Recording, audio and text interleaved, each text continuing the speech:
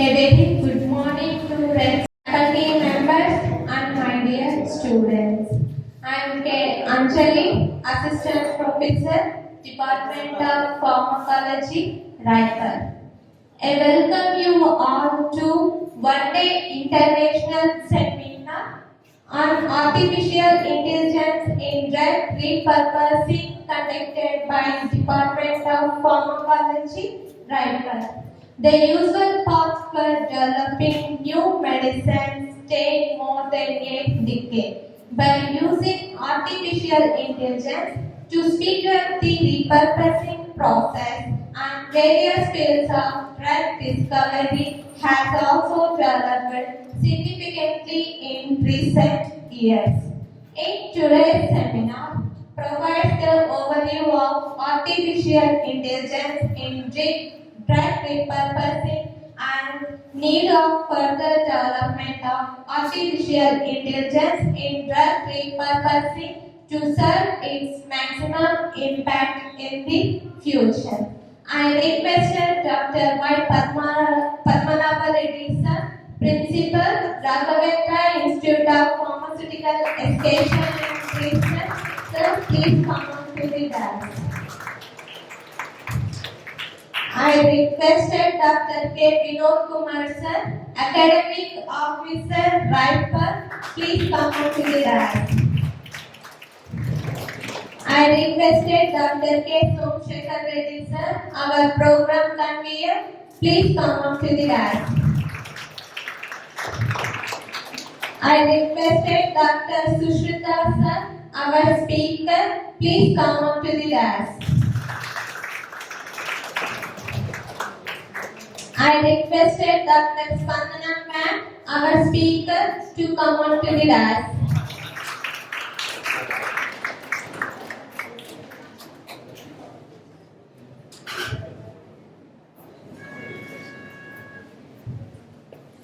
I request Dr. Y. Padmanabha Reddy sir, Principal, to address the gathering.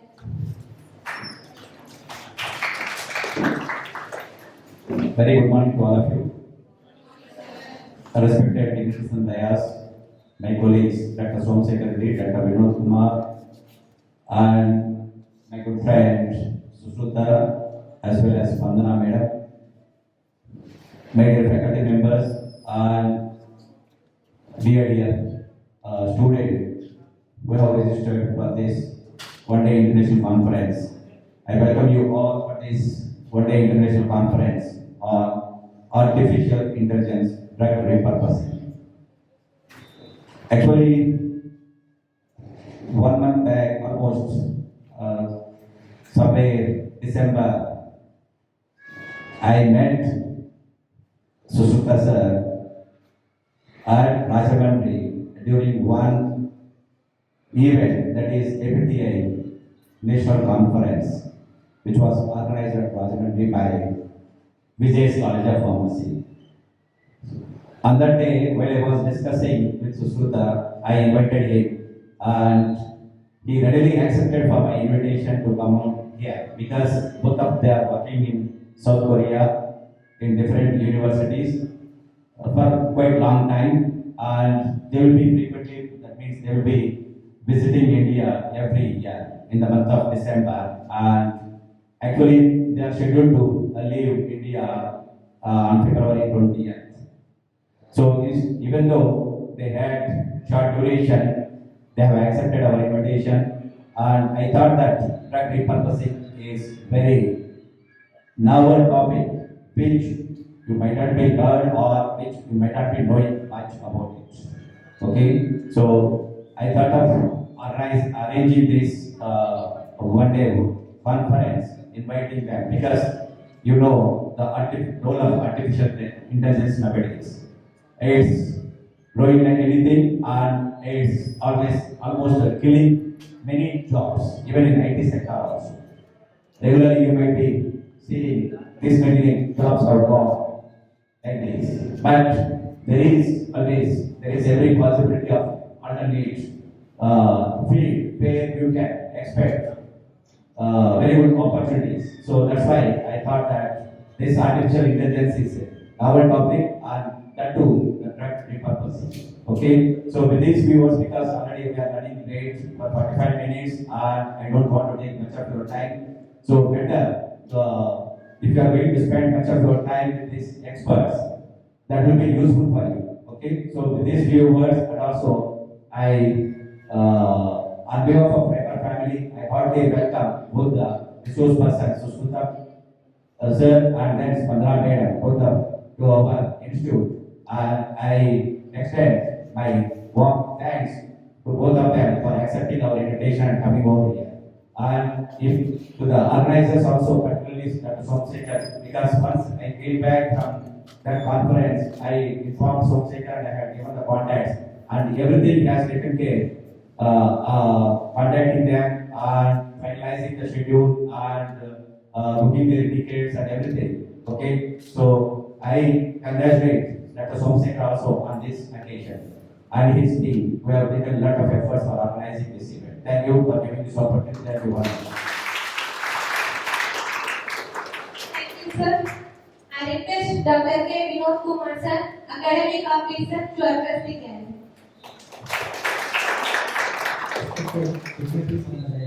My dear colleagues, my dear participants of today, good morning all of you. So, don't want to take much time.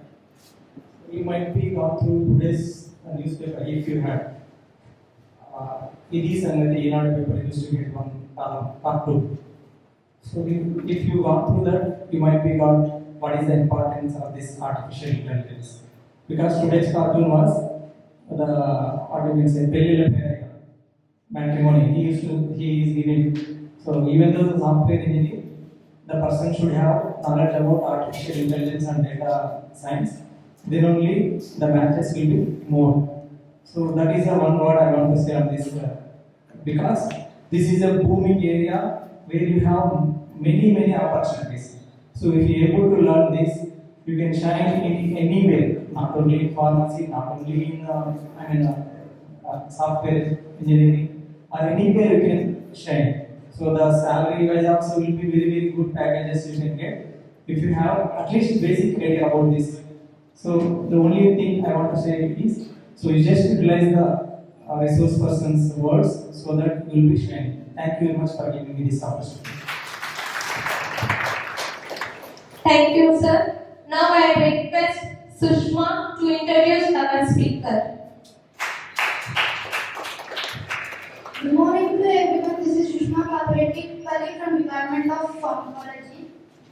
I am going to deliver the biodata of Professor Sushmita Kopula sir from M.Pharm and PhD.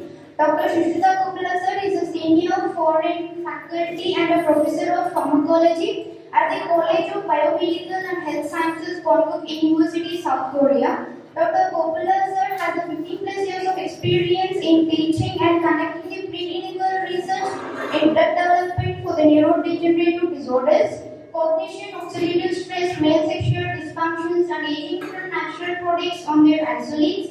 Dr. Kopula sir earned his doctorate in the pharmacy, majoring in pharmacology at the University College of Pharmaceutical Sciences, Andhra University, Visakhapatnam in 2006. He is the recipient of the Council of Scientific and Industrial Research Senior Research Fellowship to pursue his PhD at Andhra University. After completing his PhD, he was invited by Professor Soo Hyun, a renowned neuroscientist at Seoul National University, South Korea, to work in his Neuroscience Research Institute Drug Discovery Lab. He was selected as a Brain Korea researcher at the National Creative Research Initiative Center for Alzheimer's Dementia and the Korea Organization of Science and Engineering Foundation to pursue his postgraduate research. Working as a faculty, Dr. Kopula sir is involved in teaching the international students in various fields of biomedical and health sciences, including the pharmacology, physiology, microbiology, and neurobiology to undergraduate and graduate curricula. He also introduced courses like bioethics and biomedical terminology and introduced the journal clubs and scientific English conversations groups on the campus networks. Dr. Kopula sir is the first Indian to receive the award of teaching excellence in South Korea in the year 2018. He also received the prestigious Professor M.L. Kodana Memorial Lecture Award instituted by the Indian Pharmaceutical Association, India in the year 2001. He was invited as an inaugural speaker at the Global Tech Summit 2023 held at Visakhapatnam, India. In South Korea, he acts as a community head and the member of the Telugu Association of the South Korea and Indians in Korea. He resides with his family in the South Korea and his frequent enjoys golfing, swimming, exploring Korea and its diverse cultures. Thanking you for giving this opportunity. Now I invite Dr. Kopula sir to deliver his speech. Thank you so much. I'm really honored and very happy to be here for the first time in Anantapur and at Raipur. Thank you, Honorable Garu, for taking a chance for bringing us here. This is truly an international conference because I can see some international students also in your college, mostly from Sudan. Kef, Tamam? Yes. I am in Khartoum. Khartoum, you know El Razi? El Razi College of Science and Engineering Technology in Khartoum for one academic year. You heard about Ibrahim Gandor? Ibrahim Gandor, Dr. Rizik? No? Maybe next time when you go, you can try. I'm very happy to see you here.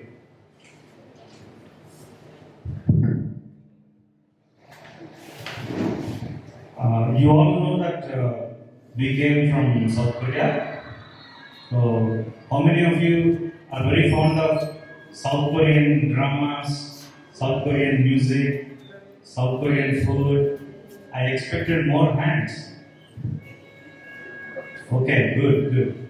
So, recently everybody is fond of South Korea, not because of their research or not because of their progress. It's because of the music. It's because of their serials, especially the drama. In fact, it is real. What you are seeing in the serials, it is really happening in South Korea. Whatever you see, it is real. There is no added spices in that. Anyhow, happy to know that there are some Korean lovers. But if you look into South Korea, for about 35 to 40 years ago, it is one of the poorest country. Literally speaking, an egg for a week is like a biryani, Hyderabad biryani for them. Can you imagine?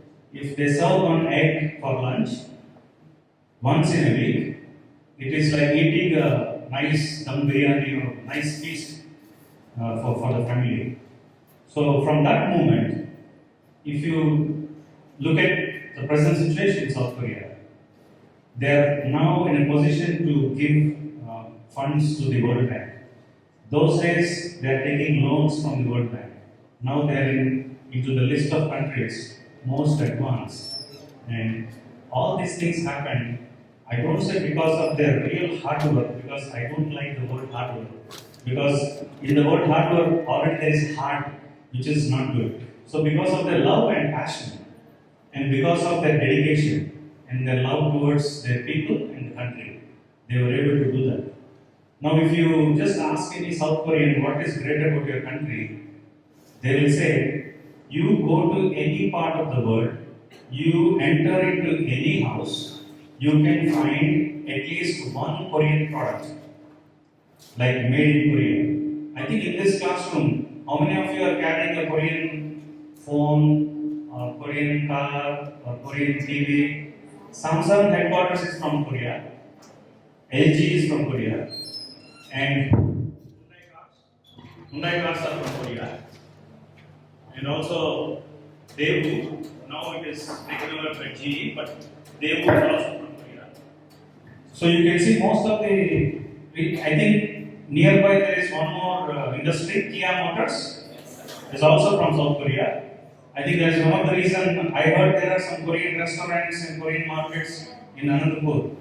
So that's how it's an example where you can see directly. So that is their confidence. I really hope one day we also can say, as already it started, make in India, we should also be in a position to say that you go to any part of the world and peep into any house, you can find one Indian product. That day is real day for us. Until then, we keep learning from whatever is happening in our surroundings, in our environment, and we keep updating our knowledge. And when it comes to updating our knowledge, as of my friend, he told me today in the newspaper, even for looking into matrimony for matches, they started using artificial intelligence. So, according to my opinion, there is still a long way to go to beat human intelligence. But in recent developments, especially in healthcare, because we are coming from that profession, artificial intelligence is really advancing, and someday it will really help for new drug development or drug discovery to shorten the time and money involved. So today I will be talking about three important aspects, because artificial intelligence, something linked to human intelligence, something linked to brain, and then I will be slowly talking about drug repurposing, or you can say therapeutic switching or repositioning. And in the last 2 decades, my major is neuroscience, neurodegeneration. So we always try to find some new things related to brain problems.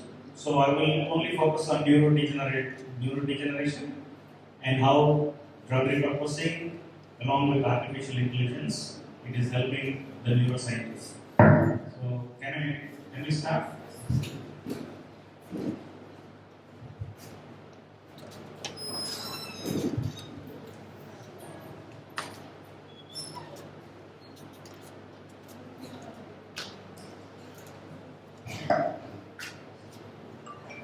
Actually, the theme of today's seminar is about artificial intelligence and discovery.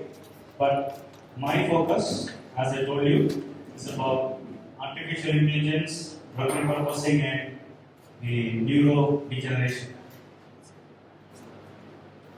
So, right from the origin of life, from 3.8 billion years ago, there is always a competition for getting the ranking. Who is first? Who is second? Who is third? It happens in every sectors, it happens in every place. Also, it happens in our body.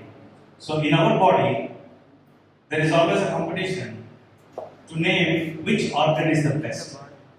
So, we have several organs: kidney, heart, liver, lungs, brains.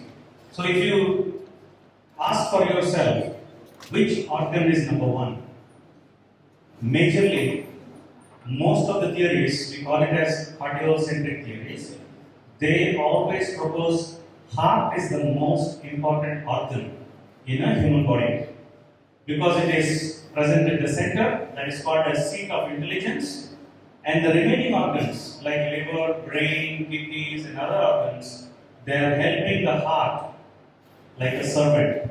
So this is the notion. But when you see, compare the brain and heart out of all the other organs, which organ is the best is the question. If you talk about survival, like which organ is necessary for survival and which organ is necessary for your identity, then do we have a pointer? Yeah.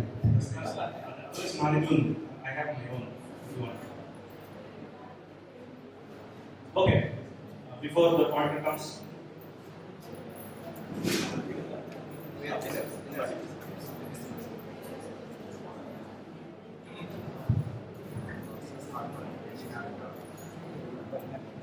So,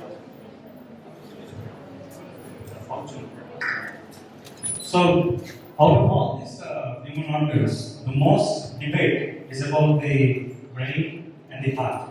So, if it is for survival, which is necessary? If it is for our identity, what is necessary? So, if you go to the next slide, this is a real evidence happened in Colorado. It's the curious case of headless chicken. The owner of this chicken, he wanted to make some nice chicken dish, and he was ready to cut the chicken and to prepare for the food. And when he chopped the head of the chicken ran away from the cutting table.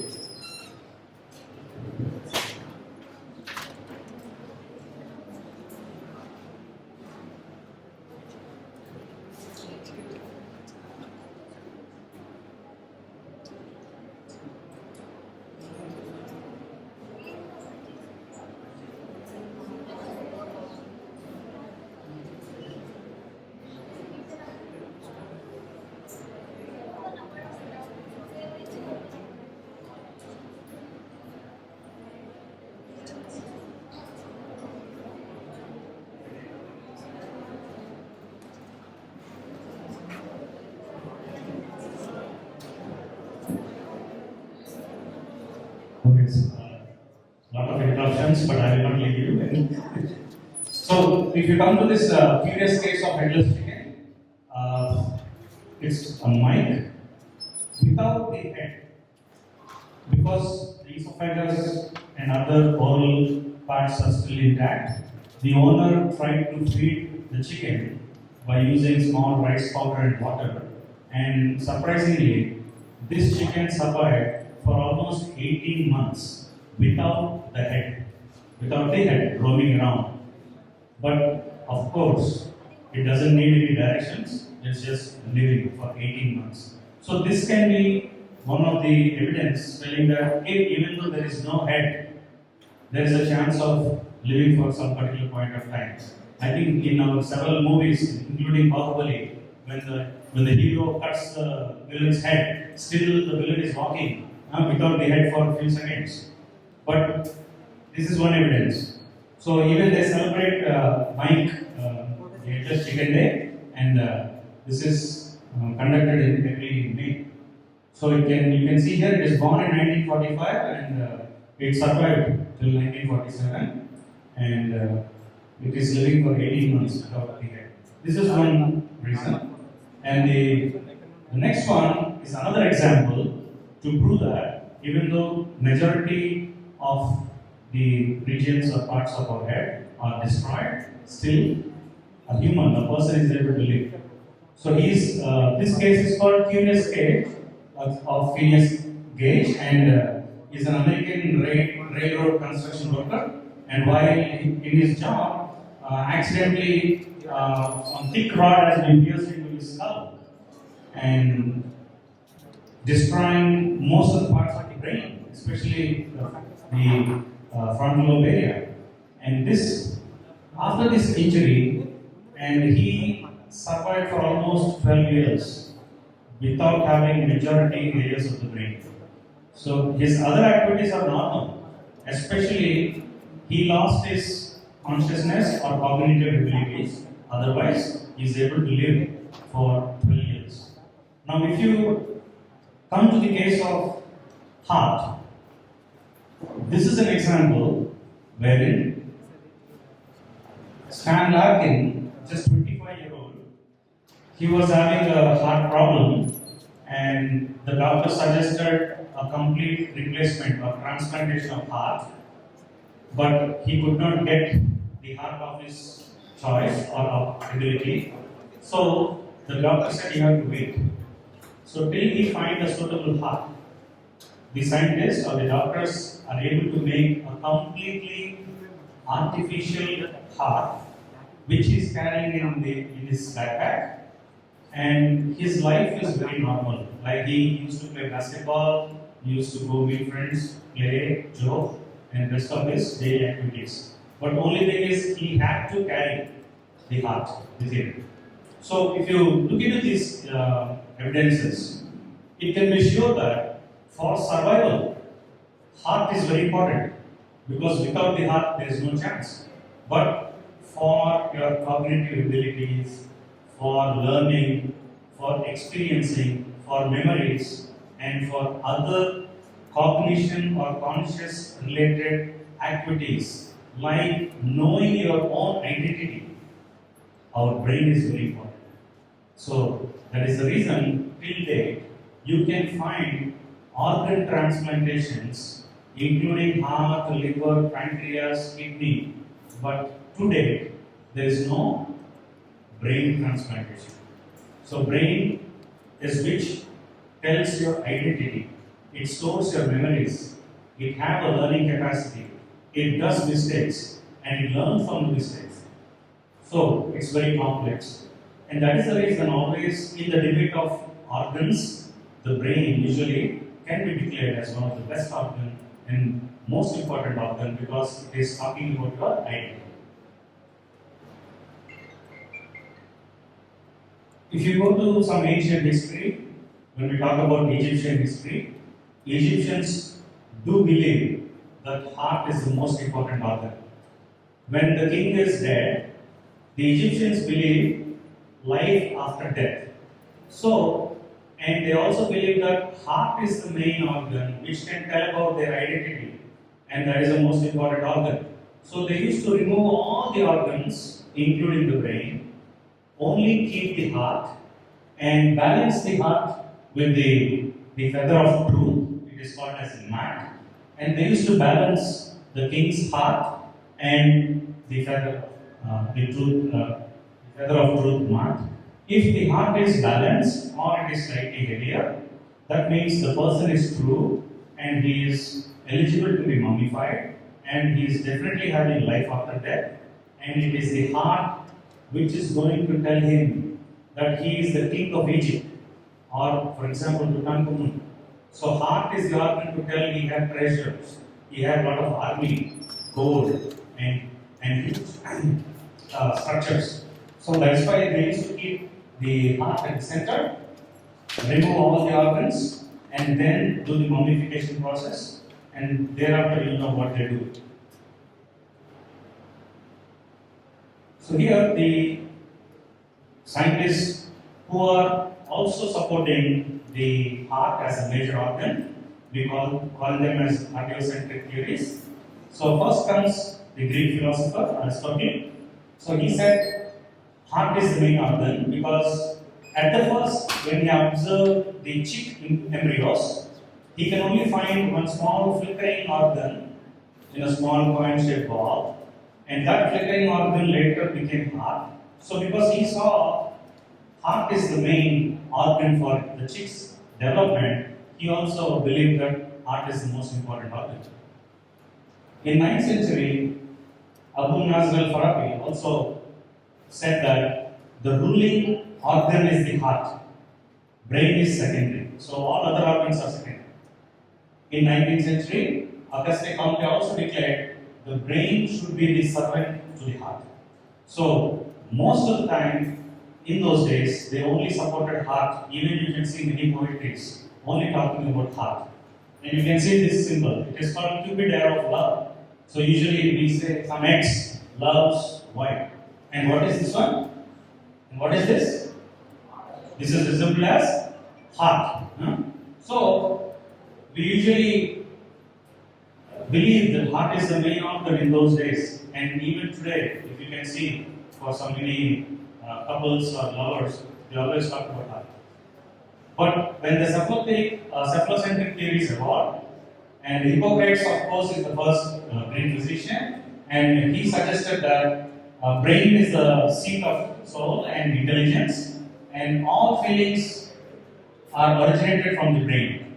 Even Galen, a Greek biologist and physician, he also pointed out that brain was responsible for sensation and thought. So slowly, the people started believing that brain is having more importance when it comes to the learning, memory, cognition, and consciousness. And they started believing that brain is the important organ for our self-identity. So here you can see, if you go to Vatican City anytime in the future, if you go to the cathedral, you can see some nice paintings on the roof of the cathedral, and the artist is Michelangelo. He depicted that God is giving wisdom and consciousness to the human, the Adam, and in his paintings, he also made a clear art. If you see the shape of this art, how it looks like? It looks like brain. And he is giving the consciousness and intellect by touching at this point. How can you infer this? How can you infer this if you talk this as a brain and that as a receiver? What is this? It's a synapse. It's a synapse. The link or sending the neurotransmission. So, just if you depict the human brain into its parts, you can see the frontal lobe shape, occipital lobe shape, cerebellum, and all those things. So, in his books, Michelangelo, it's called as sonnets, intellect and consciousness was a divine gift, and there was a brain right there in the painting. This is one example, but if you see the whole cathedral, Michelangelo, he through several other artifacts where you can see our human body organs directly indicating that he is very much interested in our human physiology and anatomy, and he don't know what to do. So he started drawing these paintings in the religious cathedrals. So people, when they see, they can at least have imagination that there is an organ, something, brain, which is very important, and God is sitting right at the center of the brain. But if we are scientists, we will go scientifically. Now, if really there is life after death, and King Tutankhamun is arise again, can the heart tell that he is the king of Egypt? You are Tutankhamun, you have a lot of property, you have a lot of gold. Can the heart tell? Can a heart explain that you are the king of Egypt? Yes or no? Huh? I need some response from you. Can a heart tell? No, if at all there is some organ, what it can be? It should be the brain. So here you can see the myths what we use till date. Love you from bottom of my heart. My heart is crying for you or weeping for you. My heart says I love you. Sorry from my heart. You broke my heart. Brave heart. My heart is bleeding. My heart is full, heavy heart. So we always compare our emotions, our feelings, our consciousness, our memories, our experiences only by heart. Is it correct? Yes. Huh? Is it correct? Scientifically it is correct. So being in love, being in emotion, feelings, memories, learning, it is more about brain, not by heart. So from today, maybe if you are having your girlfriends or boyfriends or you are ready to get married, I think you have to replace your thought process and you have to replace the heart by brain. So now you have to think about all these statements. I love you from my brain. If anybody says I love you from my heart, it is trash. Simply trash. I think my students, they will be very angry because they have so many songs only talking about heart. Huh? So, whatever the statements are here, it should be replaced by brain because that is a true organ. That is the organ which is telling all these emotions and feelings and love. So, my dear friends, student friends, if your boyfriend or girlfriend says, I love you from my bottom of my heart, you say you don't lie. It is not correct. Somebody says, I love you from my brain, you can believe him. He will stay with you. He will stay with you. Until I got married with my wife, I used to say the same story. Heart, heart. But slowly I changed it to brain, brain. She don't accept, but it is true. So, once we know that brain is the most important organ for our identity, then why only humans are on top of the food chain? Why only humans are dominating the rest of the animal kingdom or the rest of the living species? Why? Huh? Consciousness. Where it comes from? Do you mean the other animals around us don't have brains? Do you think the dinosaur don't have a brain? Elephant don't have a brain? So what is the key factor? It is the adaptive skills what humans develop. And how these adaptive skills came into existence for humans, not for other species. It is always correlated with the size of the brain and the size of the body. It is the ratio of the brain weight and the body weight. Now you imagine this poor dinosaur having a small speck of brain here, have to control a huge 20,000 kilograms of its body weight. It's highly difficult. But for humans, the ratio of body weight and brain weight is very narrow. Compared to elephants or tigers or dinosaurs, that is the reason dinosaurs 30 million years ago they got extinct. I think if you see Jurassic World Part 2, you can see all the dinosaurs are running away and trying to escape from the island, Jurassic Park. The big ones are the first to die. And the small ones, they are very cruel and very cunning. They easily jump into the ship.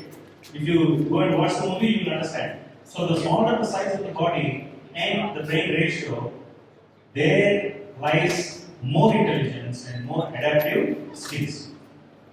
So here, the main features is humans have huge, highly developed brains, which makes us to compete and be on top of the world.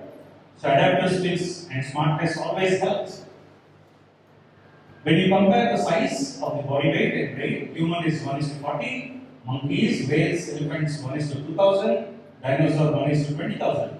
So due to these small brains, the species who are extinct, they are not able to adapt for the new environments and they could not survive. So brain became the most important organ for the adaptability and survival. Now you may have a question, Neanderthals, very close relatives to humans, sapiens, very close.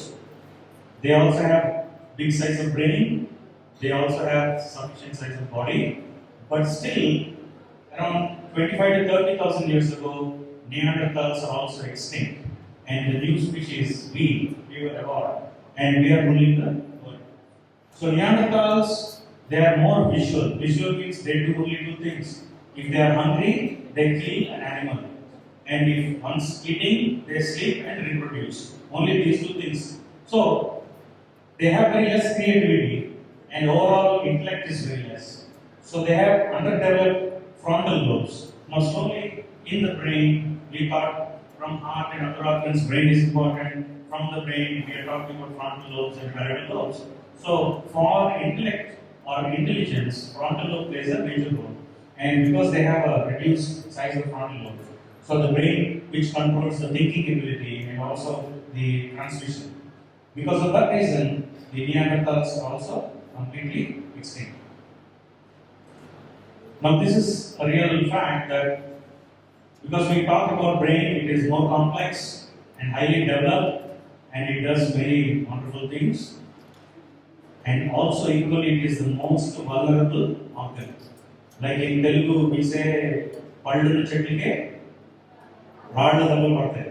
అలాగే brain చాలా important కాబట్టి దానికి ఎక్కువ diseases వచ్చే అవకాశాలు ఎక్కువ. So the lifestyle changes, infections, genetics, nutrition related, physical injuries, all these things are some of the reasons for neurological problems. And we can see several diseases, Alzheimer's, which is number 1 for brain problems, Parkinson's number 2, Huntington's, ALS, and several other related neurological related diseases. Now we talk about neurodegeneration, that is my interest.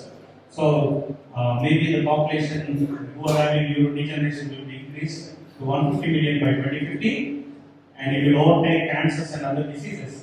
And that is the reason why academic laboratories or biotech pharmacy companies, even the education institutes, they are doing research continuously to find some new molecule which can cure neurodegenerative problems. And one drawback is from 2005, we really don't have an FDA approved drug telling that this can cure Alzheimer's disease, this can cure Parkinson's disease. We really don't have real FDA approved drug. So it's a good area for people who are thinking to pursue their future in neuroscience. It's a good area for you to look into. And neurodegenerative disease, as a matter of fact, any disease, it doesn't look into your money, your color, creed, caste, region, religion. No, it can happen to anyone. So in this picture, you can see Hitler is there, you can see Pope John Paul II is there, you can see an artist, you can see a fighter. All these great personalities, they were having these neurodegenerative problems before they were dead. So, and this one you can see with Alzheimer's disease, actors, film shooters, singers. Well, I think you can remember this guy. He is a person from Star Trek. I think you were not born by that time, but it is coming again in the series. So he is a hero. So this can give you an idea about what and how it can be affected. And then you can see the development of mammalian big brains. It's not one-day process. It took about 200 million years and slowly improving its capacity. I think the image is not very clear, but science around 3,000 years ago, people started thinking and modern computers 70 years ago, cell phones and the latest technologies in the present day, and maybe we are trying to understand and repair how to repair a brain completely and try to find an artificial brain if possible. So that is what the today's research is focused in. Now coming into the main theme of our conference, that is about artificial intelligence. So here, artificial intelligence is a model of what's going on in the brain. It's just a model, and it's not a copy of our brain. So it's only giving algorithms how much of data we know and input into the machine and just say yes or no, like getting the data, what we feed inside. So the advantage that human intelligence has over the artificial intelligence, humans always do mistakes. So from these mistakes, we generate corrections. So what we have to do, we get solutions. Assuming artificial intelligence doesn't make mistakes. So usually computers don't do mistakes unless there is a power cut or a software hack by another virus. Otherwise, if you say 2 plus 5, it will be 7. So this is just only giving the same path and it does not make mistakes. Now this is a big difference between human intelligence and artificial intelligence. Humans have a tendency to make mistakes. From mistakes we learn. When we get solutions, we get answers. And this is a continuous process. So as and when we get some knowledge, we have to again input into the artificial intelligence. So this is just gaining more and more information from human intelligence and trying to find all the data from different individual aspects and trying to put it at one place. If at all there is any answer when we give a question, artificial intelligence can bring that answer outside. But somewhere in some other brain, human brain, new mistakes are happening, new solutions are coming. So again, there is a limitation for artificial intelligence. AI don't have the essential ingredient for consciousness. So chaos is a plus. So doing mistakes, getting frightened and trying to find solutions is a plus, not a minus. If you see a small difference between human intelligence and artificial, so human brain also has kind of neurons and a neural network. Actually, this is the first step to having an idea of making similar to the brain. We also can make networks. We also can simulate like exactly how and what is happening inside the brain and the neurons and how they are communicating. So that is where it started. The first one, the neural networks. So there is a birthplace for artificial intelligence. We call it as neural networks. So brain is a cellular machine, and it says having an absence signifying on or off, yes or no, true or false. And this answers what if you think brain as a cellular machine, the neural networks, which is the birth for artificial intelligence, started. So when you compare the primitive, what we say a supercomputer, and a human brain, you can see the human brain is about 3 pounds, but the supercomputer is about 150 tons. And also you can see the size. Human brain is about 1/6 of a basketball, but supercomputer is almost a big one size of 4 basketball court. And also you can see the energy. Human brain uses 20 watts for any response and stimulus, but supercomputer uses 10 million watts. So there is no way comparison for the computers and the human intelligence. But once we try to give as much as data as possible, new models will be coming, and it will make our life at ease. So for that reason, we should always say yes and rely on artificial intelligence.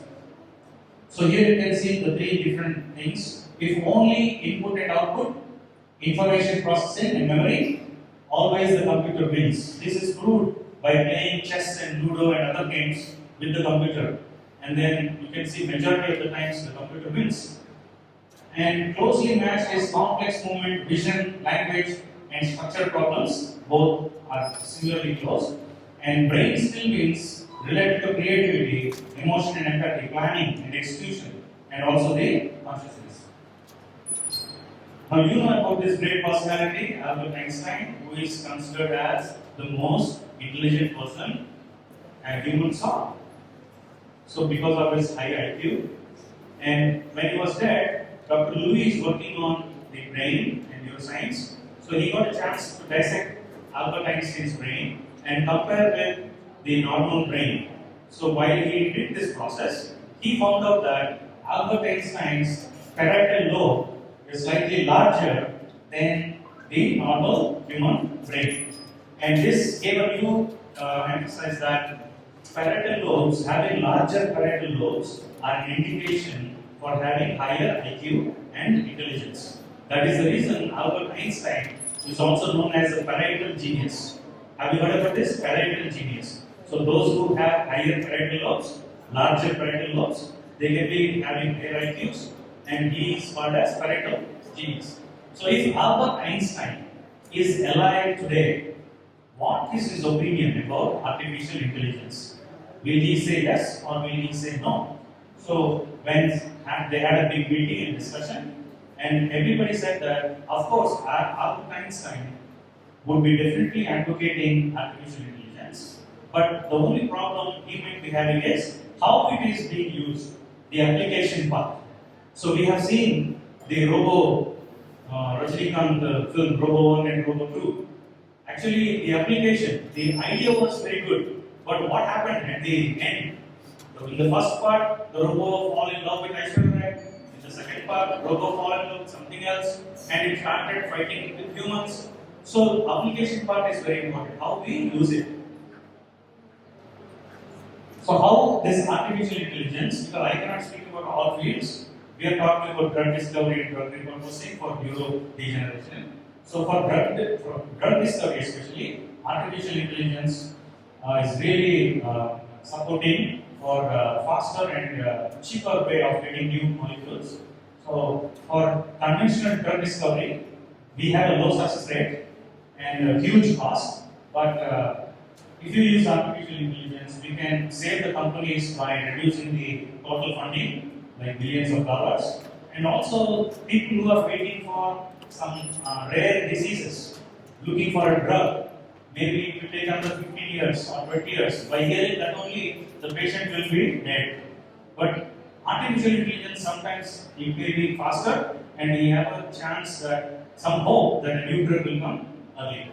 So there are several companies like Bayer, GSK, Pfizer. They are trying to find out new molecules by using artificial intelligence. It's still at baby or infant stage. And when applied to drug discovery, the algorithms which we have collected, they prove some utility, and they are helping to find new candidates in months rather than years, to make more accurate predictions for some particular indication, and also to enhance the success rate for the new drug development pipeline. So here we have totally 5 modules like molecular library screening, new drug design, and target identification, preclinical studies. But my interest or our group interest is drug repurposing, which is about 17%. And if we use it properly, it can be more and it can be increased for the drug discovery. So we talk about neurodegeneration, and we have many diseases, and we get some molecules, either synthetic molecules or natural products or existing drugs. So our focus is the existing drugs, which we also call it as drug repurposing, which is most happening and advantageous for getting a new drug. So this is normal statistics which you might be knowing. Total global spending is about $247 billion. Only for neurodegenerative diseases, $16,000 million.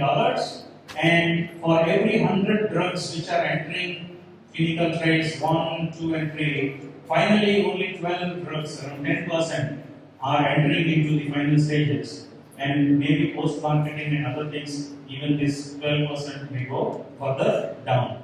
So capital expenditures and other things are rapidly increasing. But if you use this drug repurposing technology, you can bring down the money, and it only costs about 300 billion properly used with the help of artificial intelligence. You can reduce the money still flow.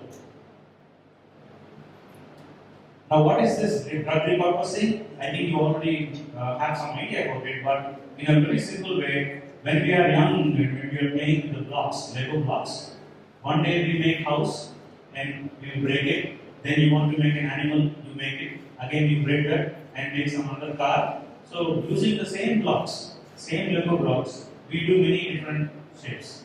So this is also similar for the drug repurposing.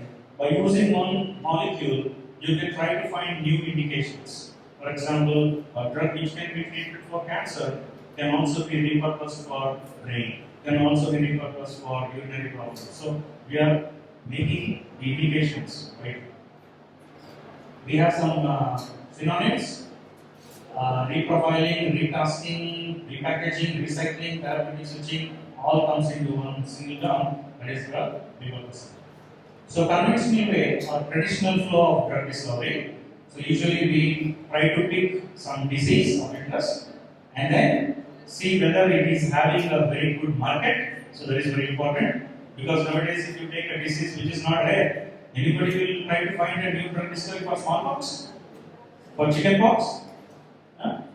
People will try to find a drug for diabetes, for cancer, for neurodegeneration, because they are good in the market.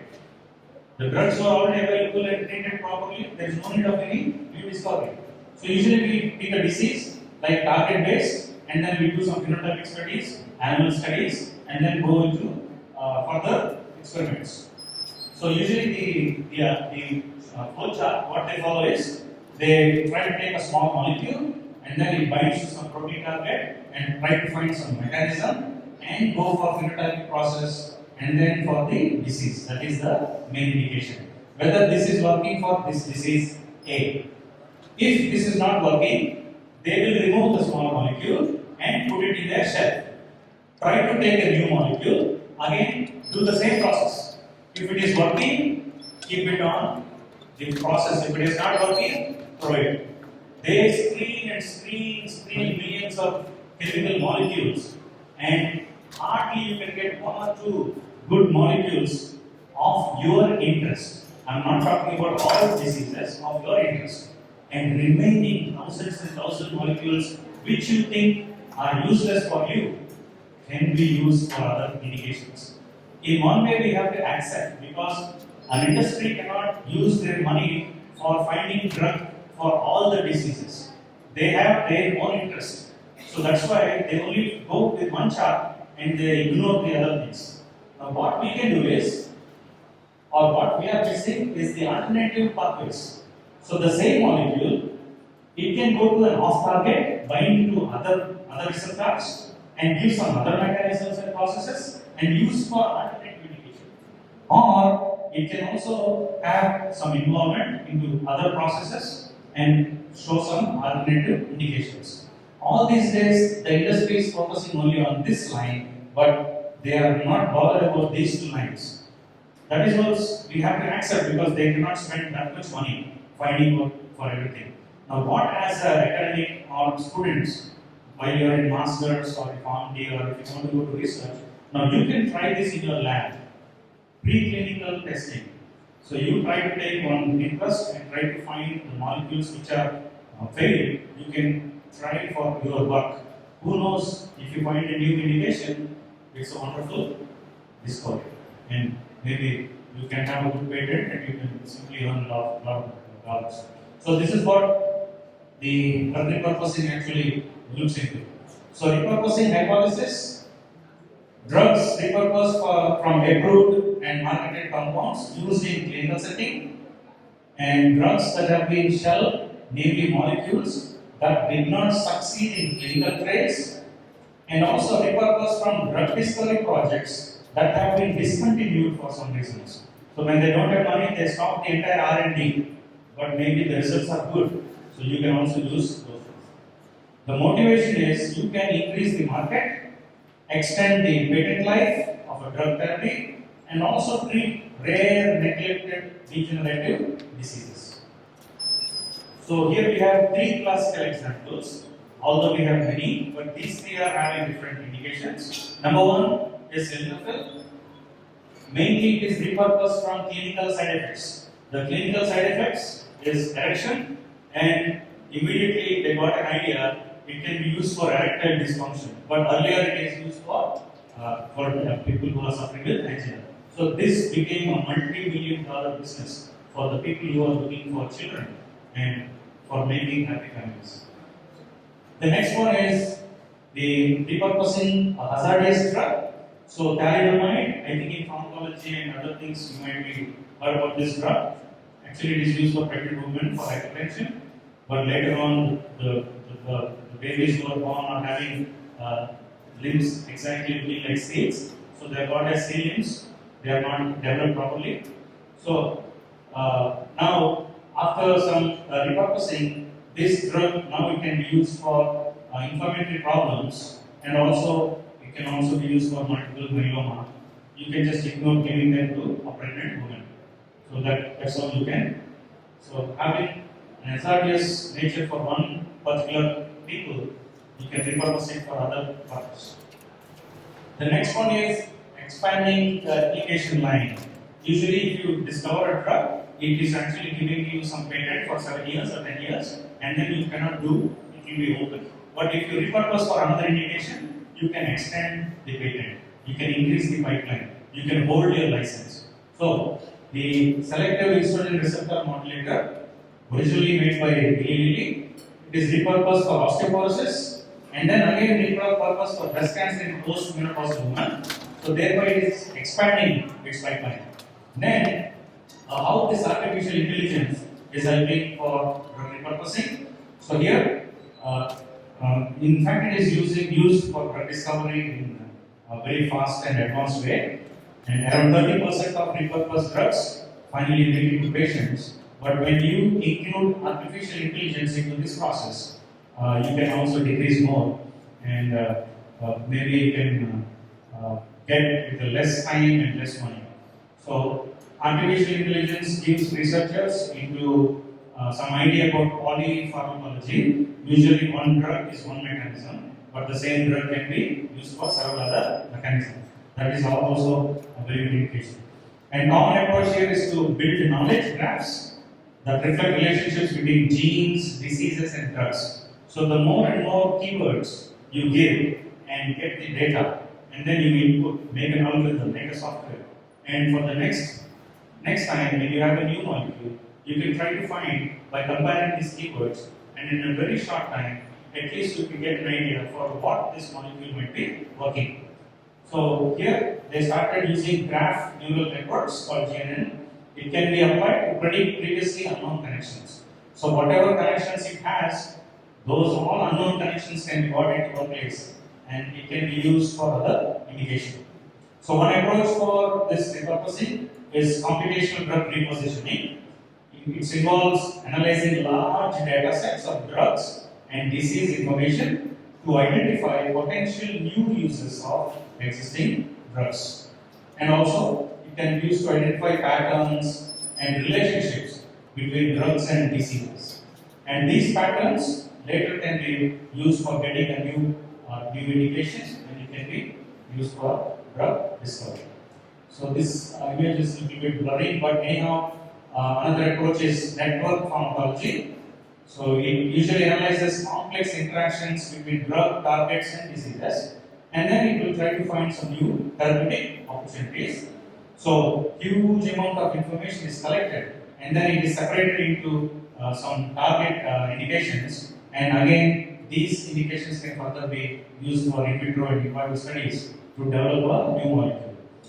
So AI can also aid in drug repurposing by predicting the side effects, example the Viagra, and this is also helpful for drug combinations. So whatever drugs are combined for an indication, and these combinations can also be used for other indications. Sometimes they can also predict whether they can be used for synergistic effects. So one such software is called as a compositional configuration and autoencoder. So it's a simple, easy to use API and Python package. Is a recent one, 2021. Then we have the data related to drugs, diseases, proteins, and genes. The more number of keywords you give, it can be extracted and put into one place. So usually they have some websites where you can get all the information about new molecules and like drug bank, like PubChem, And using this information, you can see some molecules where it can be repurposed for neurodegeneration. Then you can identify some potential drugs. Then you carry out in vitro, in vivo validation. Then clinical trials, and finally you can get into a repurposed drug which has been driven by artificial intelligence. So this is from SOM Biotech from Spain. They use this pattern. Another one, the Nakaya group from São Paulo, Brazil. They are using IBM Watson for drug discovery. What they have done is they have used 20 or more than 20 million of scientific articles. I think you might be having a library, and maybe you are very proud to say I have 500,000 books. But what they have done is they have taken all those things and then just inserted into the software, giving all the major information. And this information, it reads this and the entire journals in very fraction of seconds, and it can give the molecules which are telling it can be used for Alzheimer's, Parkinson's, and several other diseases, and what can be a candidate drug for the brain. So this is a very good invention for this software. Next, we have retrospective analysis of real world data. So using this recurrent neural network artificial intelligence software, so they are also comparing the ideas about the patients, the medical histories, and also what the people are facing, their conditions, and for what they are diagnosed. All this information is stepped into this AI software. So this is drug repurposing in Alzheimer's disease. So it's again a branch of AI, deep learning and machine learning. So this particular software, they use machine learning to understand any drug molecules from the patients, from the indications which can be used for AD. So here it's also helping, and almost 80 FDA approved and clinically tested drugs they have found. So they are still under research. Another software is GWAS, that is Genome-Wide Association Studies. So here it's also used for repurposing in AD, and it's a multi-omics data, and it has all the Alzheimer's disease risk genes. It gathers everything, and it identified 103 genes which are related to the Alzheimer's disease, and 2 drugs from these genes which can target these genes, the pioglitazone and the glipizide, has been brought out using this genome-wide association studies. Another one is IBM Explorers and IBM Market Scan. So they identified for Parkinson's disease, that is gazatilin and clopidem, which are earlier used for other symptoms, but now they can be used for Parkinson's. So another software, DTNet for drug repurposing, and it's also connecting the drugs, targets, and diseases by using deep machine learning or deep learning, and then it will interact with all the effects or mechanistic approaches. And they found out, Dr. Chen's team, they told that the retinoic acid receptor or ROR, orphan receptor gamma, which is actually a protein involving pro-inflammatory process associated with autoimmune diseases, sometimes neurodegenerative diseases also. The challenge or the advancement is continuous. New and new softwares will come, and new information will be input, and then we can try to reduce the time and money. However, artificial intelligence, they cannot replace human intelligence because of lack of creativity. So artificial intelligence is based on data quality and quantity. Whatever the data we give, whatever the resources we send, whatever the patients will explain, only that data is entering into it. And sometimes it may be false negative or false positive or false information. So we cannot be very sure about quality and quantity. Data privacy and regulatory compliance. So nowadays it is mainly bioethics, like the right for the patient to inform. So he can inform, or he can neglect, or he can ignore to inform. If you don't get the real data, if you don't get the real information, it is very difficult for any artificial intelligence software to get a right point or right indication. Lack of standardization, still it is working on, so there is no standard procedures for that. and interpretability and transparency. We need highly skilled software engineers to interpret. It's not like just press the button and you get everything at single point. There is a permutation combinations to understand. Also the cost and technical expertise. It involves so much. So validation and integration is another aspect. So it's an infant stage.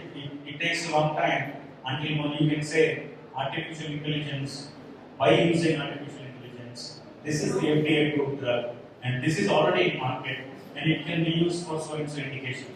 However, it is giving a huge data for the researchers, especially neuroscientists, and we are able to do it in a less amount of time with less amount of funding involved. So here, by concluding my talk, the application of AI in drug repositioning and discovery is not a magic thing. You don't just press a button to get the end result. It's very challenging to identify the associations that are significant. So this is what I understood as of now. But I'm also positive for getting new and new softwares and making things easy. And in our lab, by using some of the softwares which I mentioned, in collaboration with the software rights. In fact, I'm not an expert for this thing. I'm a pharmacologist, so we get the data and we use the animal behavioral work.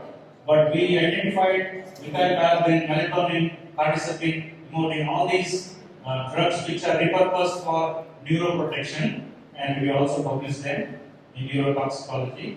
And we did some research on animal work by developing Parkinson's disease models. And you can see this is the control and this is the toxin-induced one. You can see the substantia nigra completely degraded or completely demolished. And our drug, when compared with the standard criminal, is really working. And we got some nice patents. Recently, we also worked on GTSM for Alzheimer's disease.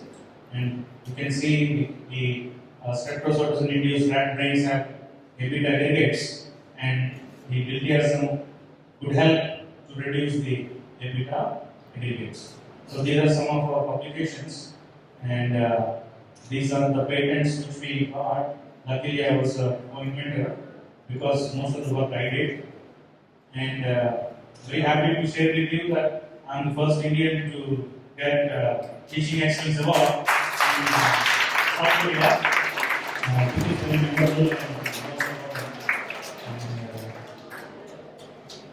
The second one is recently in Nagpur, IPC, I received the annual Purana Award by the hands of our Indian lecturing. He's a team for Central Union Minister. And then for the students who are aspiring for working as a PhDs or postdocs or coming to South Korea, this is our campus, and we have all the amenities.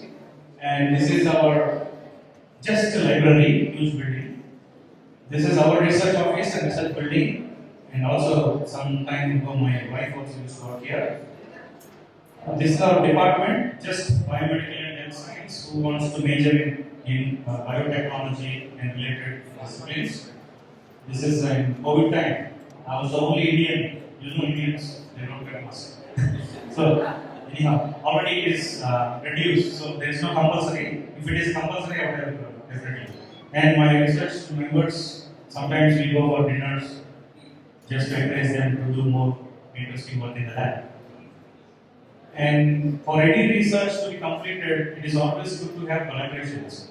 Then you can share the work, because one person doing everything is hard.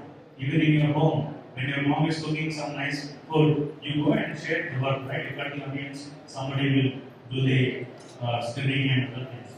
So we have some collaborations with different Brazil and South Korea, and also from Nagpur and well-known institutes like Congress University. And for the Korean lovers, you know what is this? What is annyeonghaseyo? It's hello. And what is kamsahamnida? Thank you. So kamsahamnida. Thank you for your listening. And, thank you so much.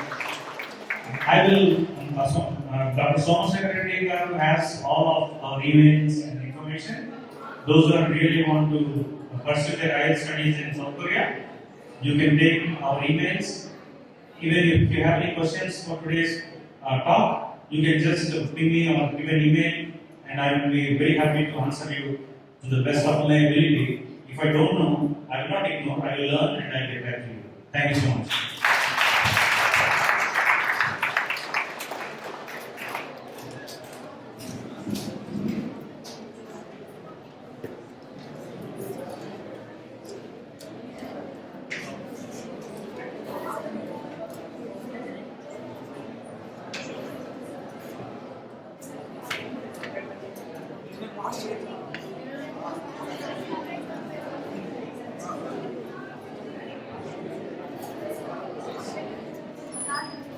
So I've been requested to talk about the opportunities in South Korea.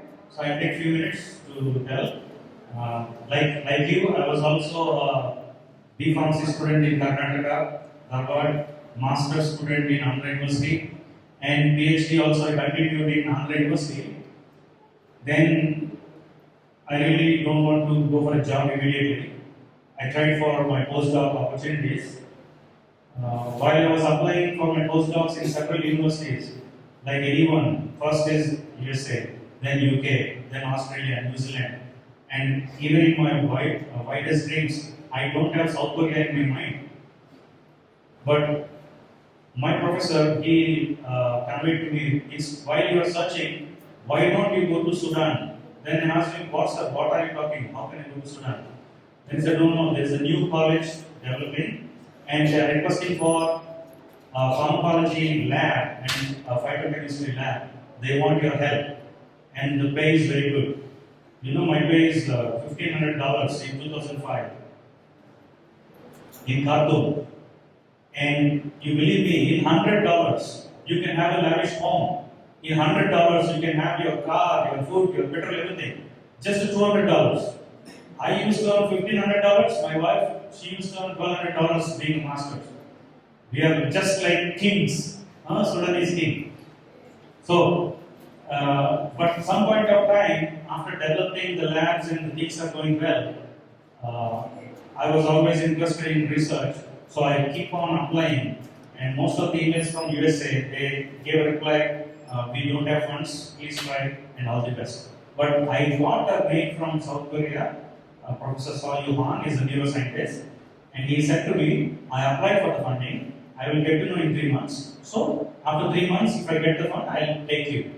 So still I am in Sudan, and I received an email. He got the funds, and he invited me for his neuroscience research lab. In that way, I am fortunate. It's not the same way for everyone. You don't believe my dark days. My wife is working, I am still in my PhD. I used to take money from my wife for my survival. She used to come and give me every weekend because she is an assistant professor in Bar Pharmacy in Hyderabad. So I am not an earning person. But still, thank you once again for thanks for my brain. So, anyhow, but because we are together and we have some passion when we went to South Korea, while I am doing my postdoc, she also completed her PhD after giving birth to a boy. Because she had a passion. Children didn't come into her way, she somehow managed and did.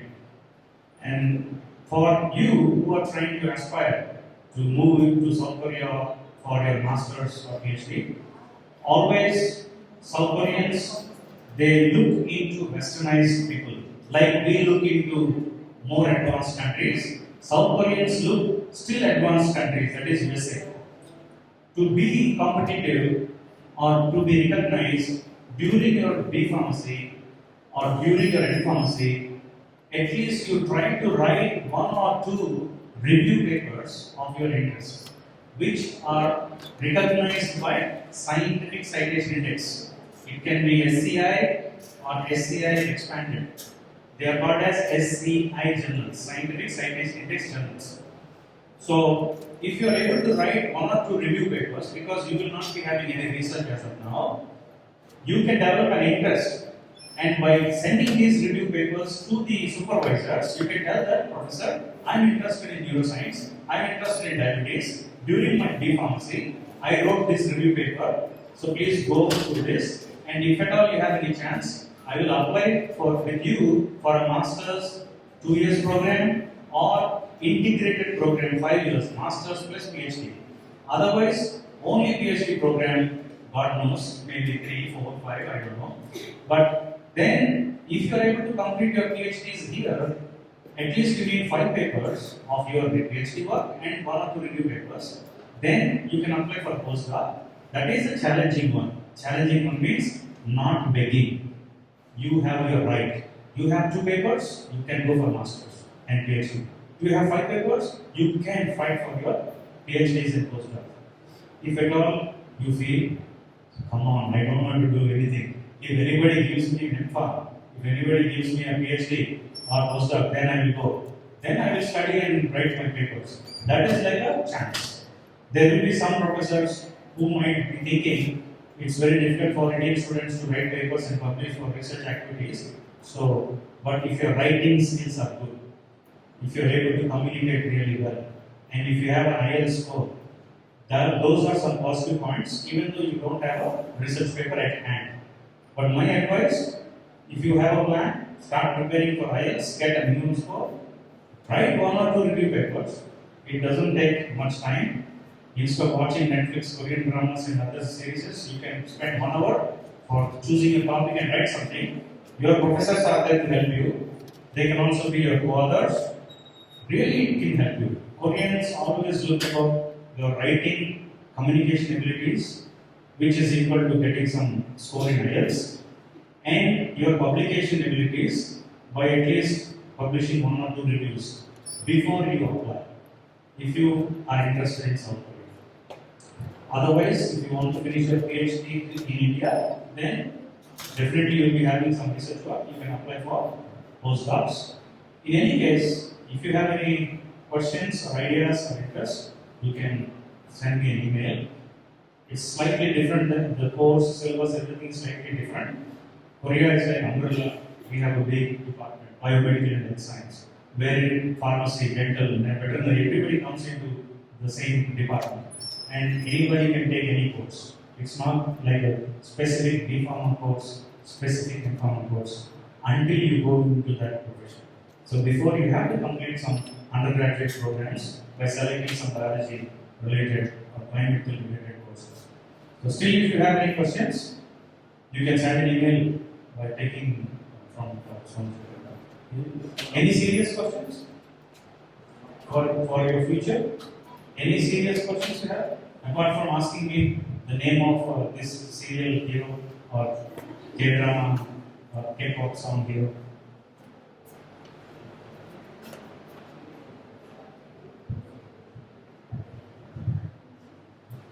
But don't worry, if you can easily send me an email, that's more open, right? That's more open. My study students, Shukran Zazilan, for listening.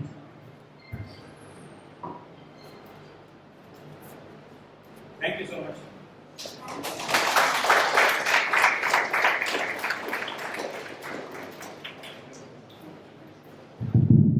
Thank you, sir. And the second session continues after 10 minutes.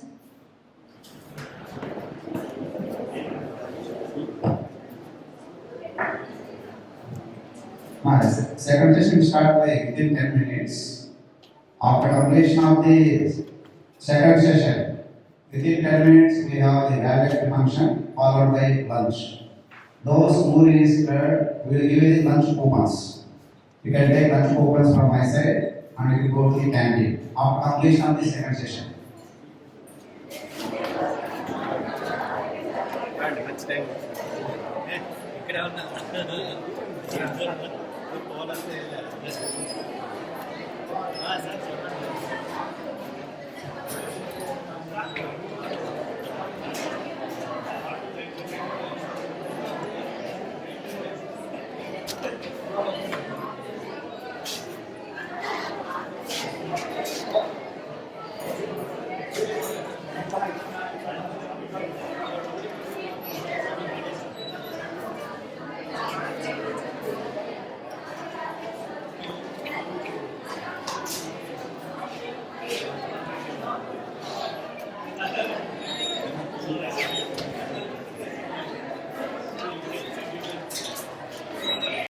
everyone. Let's continue our second session. Now I introduce Dhanush to speak about the speaker, Dr. Spandana Rajendra Gopali ma'am.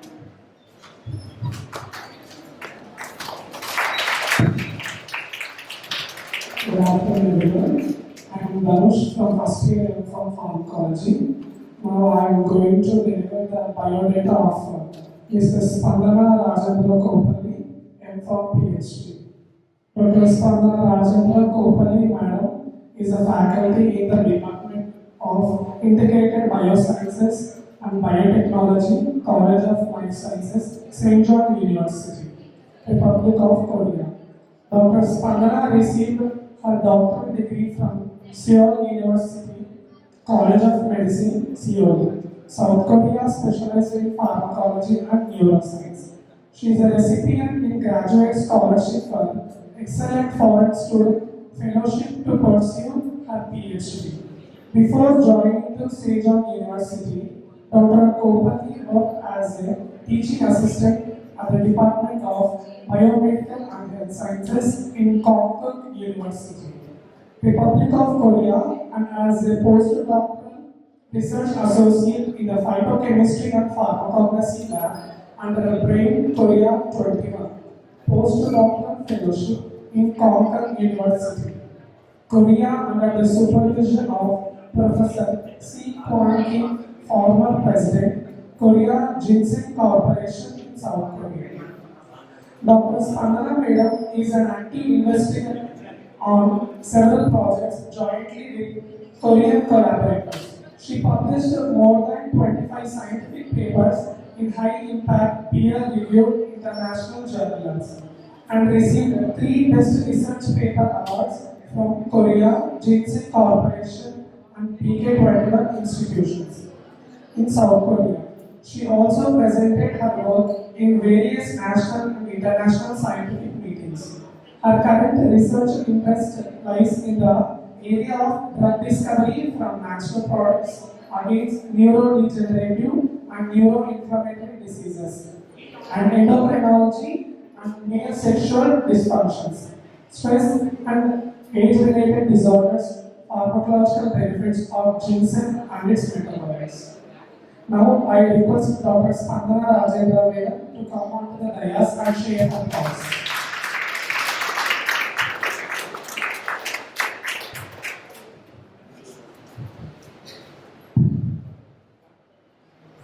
Thank you, Dhanush. That was lovely introduction about me. Thank you so much. Yeah, I think you are all hungry, right? The time is 1:50, but I won't make you hungry for a long period of time. I promise you. Okay? Well, before going into my topic, I just want to tell you one thing. I see so many girls here, right? So, more than boys. I'm so happy to see because basically I'm a woman too. So I love when girls are exciting in education or academics, and I see so many girls are also playing over there. That's so wonderful. So one thing I just want to tell you is whatever you want to pursue, whatever you want to do, if you have a strong mind and passion and will, nothing can stop you to do anything in your life. Well, before going into the actual topic, I want to tell one example from my own life. Me, myself, being from a BPC student, I wanted to aspire for MBBS. And then just I missed two grades to pursue my MBBS. So then I thought, oh my God, I was depressed. Again, I took the MSET again. And that time, unfortunately, the MSET was like analytical paper. That means you have to answer for morning and evening session also. That was very tough for me to do. So second time, I got lesser rank than that, but I couldn't get my BBSc. It's just narrow. It's just like 2 or 3 seats away. So I was quite depressed. I have my younger siblings, my sister. She is into MBC, and she is like a star kid. Like she got her, like she is at 30 years, like that in MSc course, and she is into IT, and she did her BTech in JNTU Hyderabad. So that time my parents are worried because we have two girls children, what to do about the elder one. So they say, they tell me that to do that, to do this. Always I wanted to have to be like a doctor, DR in front of my name. So then I thought, okay, I will do my food and nutrition course so that I'll be associated with the doctors, I'll be in the hospital, and then craze for that white coat, you know. That time wearing a white coat was my passion. So I can wear that white coat, I'll be with the doctors, even that nutritionist will have a stethoscope around her neck. So okay, then I started my nutrition course. Then because of my grades, I got veterinary doctor, dental doctor, homeopathy, and everything. So dental doctor, I was not interested, but vet I was okay. But my sister said, Akka, you know, మీ అక్క ఏం చేస్తుందంటే first doctor అంటే నాకు వచ్చే కష్టంగా ఉంటుందండి. Oh, okay. Then I left. Then I don't know somehow I got a call letter. I don't know, but my parents applied for pharmacy also simultaneously. So I got call letters for the interview for counseling for the pharmacy. I rejected it first time, second time, third time, and fourth time again I got a call letter. Then I thought maybe it's calling, my parents convinced me. Then I said, okay, let me go. Then I got a seat. I joined in B Pharmacy. Okay, I was not that much interested, but after coming into B Pharmacy, why I'm telling you is that many of you are, because of your circumstances or because of your grades, you entered into pharmacy field. In my case also it was like that. So I came into pharmacy field. And then, after started studying my courses, I developed a lot of interest in that because we study pathology, we study chemistry, we study forensic, right? We study how to make the drugs, and we study how the drugs act and how marketing the drugs, right? All fields we cover. So that gave me a lot of enthusiasm and passion. Later, what had happened is coming to the masters. So I finished my B Pharmacy. Now going that time was like everybody is wanting to go to abroad for masters. So again I asked my parents. They said okay. And that time we are supposed to write the IELTS. So I got the score IELTS and I applied for Strathclyde University in UK and for pharmacology, masters in pharmacology and toxicology. So I got a seat. And then, okay, I showed my scorecard for IELTS to my parents. They were happy, but they said, "Pelli chesi పంపిస్తే బాగుంటుంది కదా." That was the thing. So what to do? That's why I'm telling you, my life story is an best example for every student. So then, okay, simultaneously writing with IELTS, I also wrote the GATE for my master's. So I qualified in GATE and got a call letter from Andhra University. So again, same process. My parents, because we happen to be good doctors, we usually listen what parents say and say, okay, Amma. I was thinking, seat and then I went. But there is only one seat, and I got it in pharmacognosy. Pharmacognosy I joined. And okay, that's fine because my parents don't want me to go to airport without me myself getting married. So okay, then I joined in pharmacy. I joined in pharmacy. I finished my masters. There because I had a love towards plants, so that was fine. I was happy with that. Finally, after pharmacy, I got married. So some of my friends, like boys and some students, girl students, they went for PhD. I wanted to do the PhD, but after getting married, as a woman, Indian wife, we have to follow the husband. So in the morning, Dr. Kopila told, right, he went to Sudan. So after getting married, he took me to Sudan as a honeymoon for me. But there I worked as an assistant professor also there. But still, what is that? I never had a chance after getting married also to do what I wanted to do. Later, it's okay. Life is going on. And then we came back and he went to South Korea. That time I became a mother of a 4 months baby. So after becoming a mother of a 4 months baby, I went to South Korea. there I found a very nice lab and everything, and I thought maybe if I can do my PhD like that. So I applied there, and by God's grace, I got a fellowship like excellent foreign students fellowship, and then I pursued my PhD in neuroscience in Parkinson's disease, and that one with the natural drug discovery category.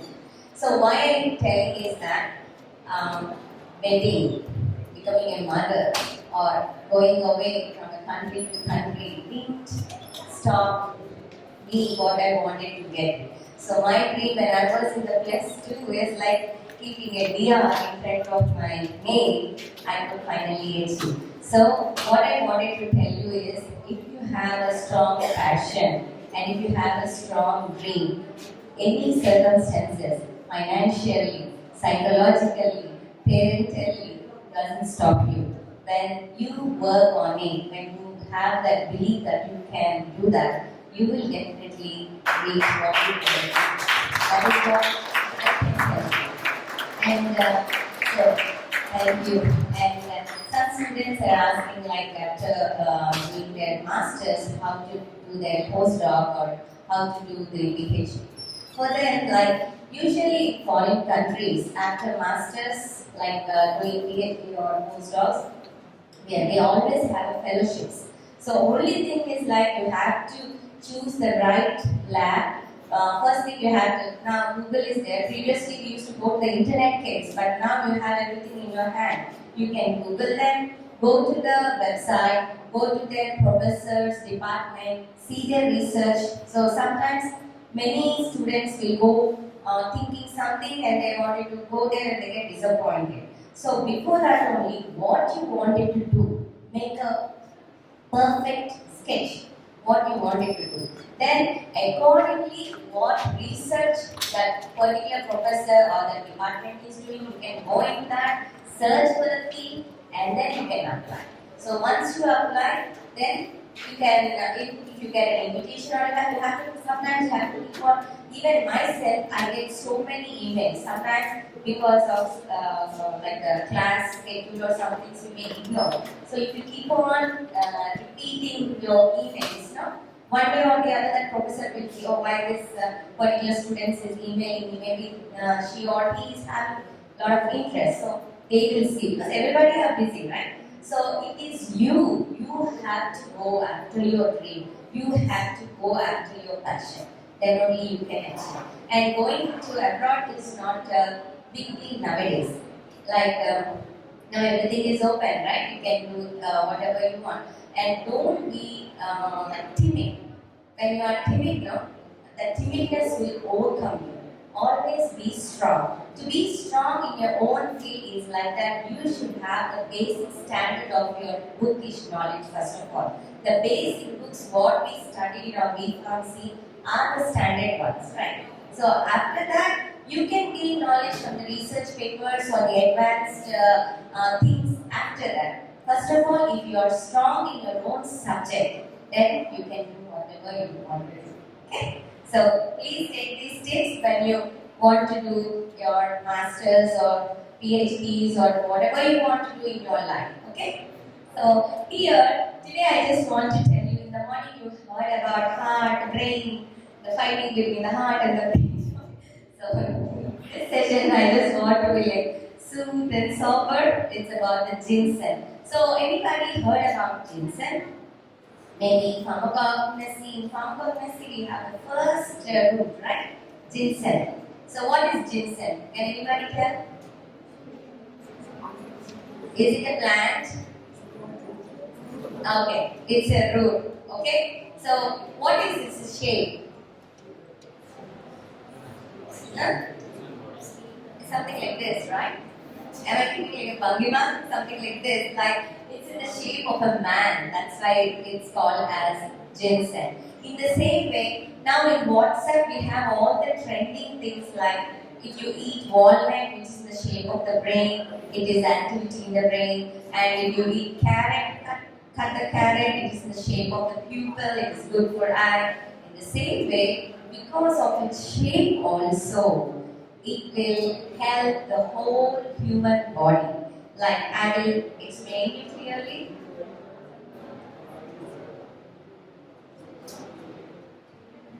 So today I'll talk about ginseng, its importance, pharmacological benefits.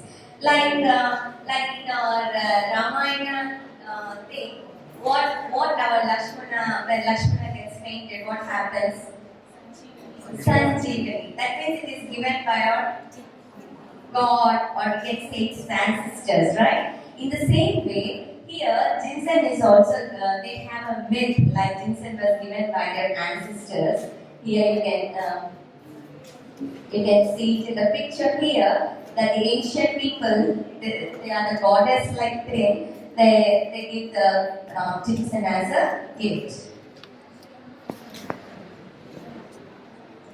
Yeah. So this is the root of the plant of the ginseng. It has like fruits, leaves, and everything. As I told you, in Chinese, ginseng is originated from the Chinese word. I think that side is better for me.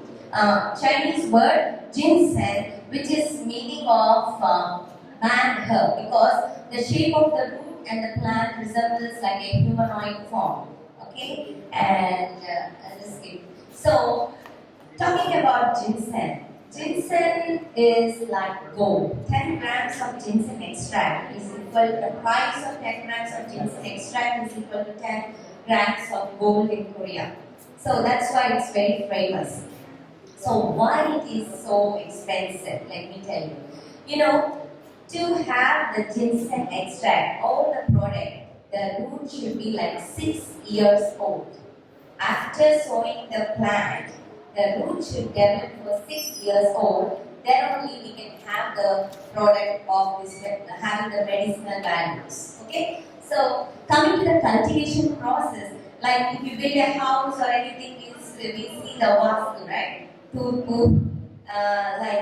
Our Vatakade should be in Agneyam, like that. In the same way, for cultivation of ginseng also, we should have a field in northeast direction.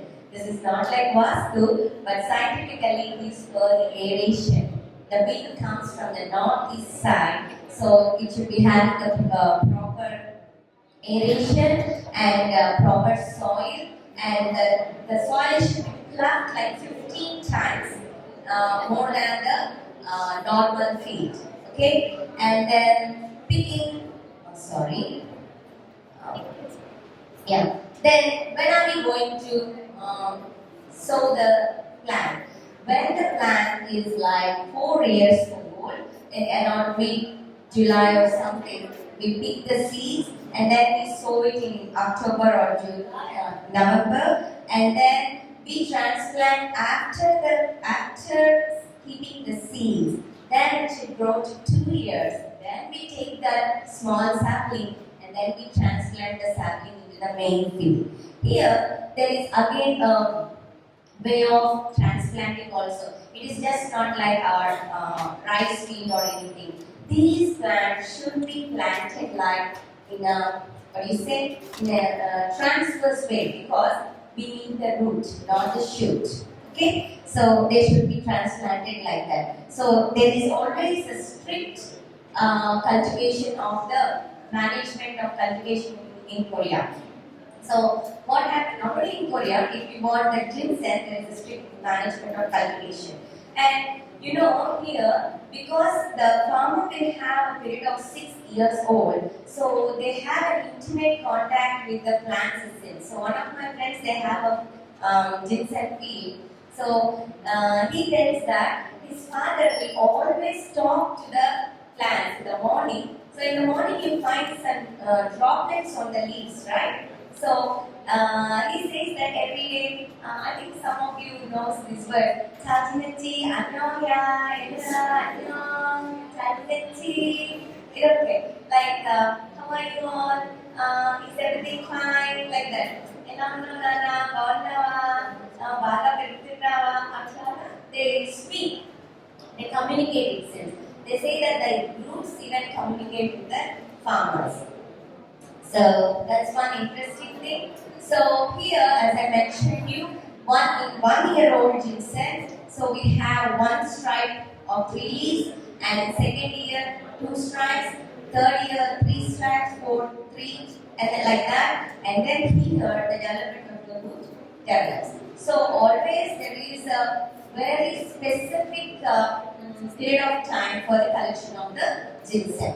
So we have different varieties like red ginseng, white ginseng.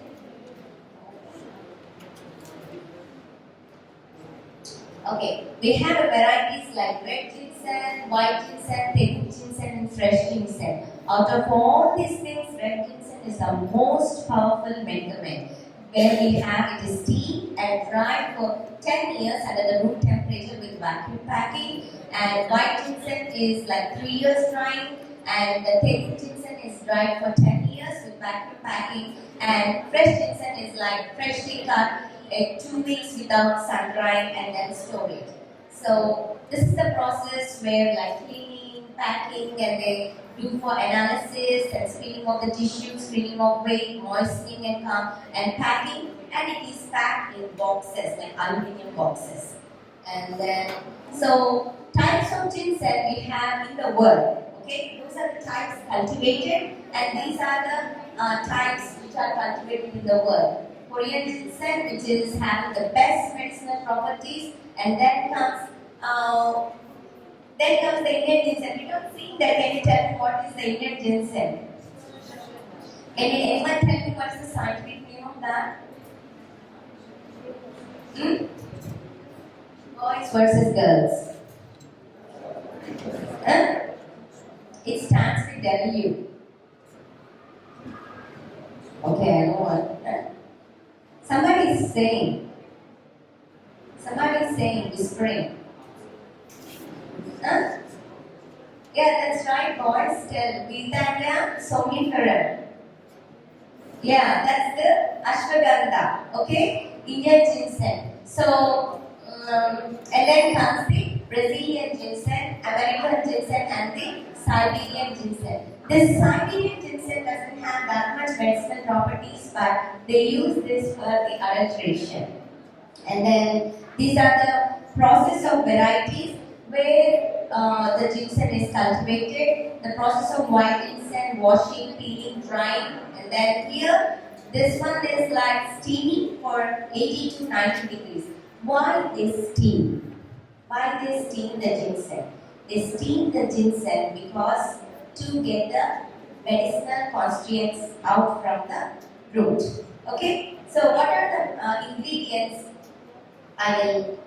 So this is the same thing. Like we have, like nowadays we are getting the black rice, right? Because they say that it is more nutritious than the white rice. The same way black ginseng nowadays we are getting. So the constituents of the ginseng are saponins. You all know, right? Saponins and flavonoids, all these things you read in medicinal chemistry, right? So saponins are the main ingredients in ginseng. So we have the saponins in the ginseng are called as ginsenosides. So the white ginseng, we have the best source of ginsenosides, RG1. I don't mention all those things, just go through them. So out of all these, the red ginseng is the best one. So why ginseng? We have the 7 efficacy theory like the boosting stamina, supporting metabolism and the circulatory system, calming nerves, supporting healthy lung functions, everything. So you name the part of the body,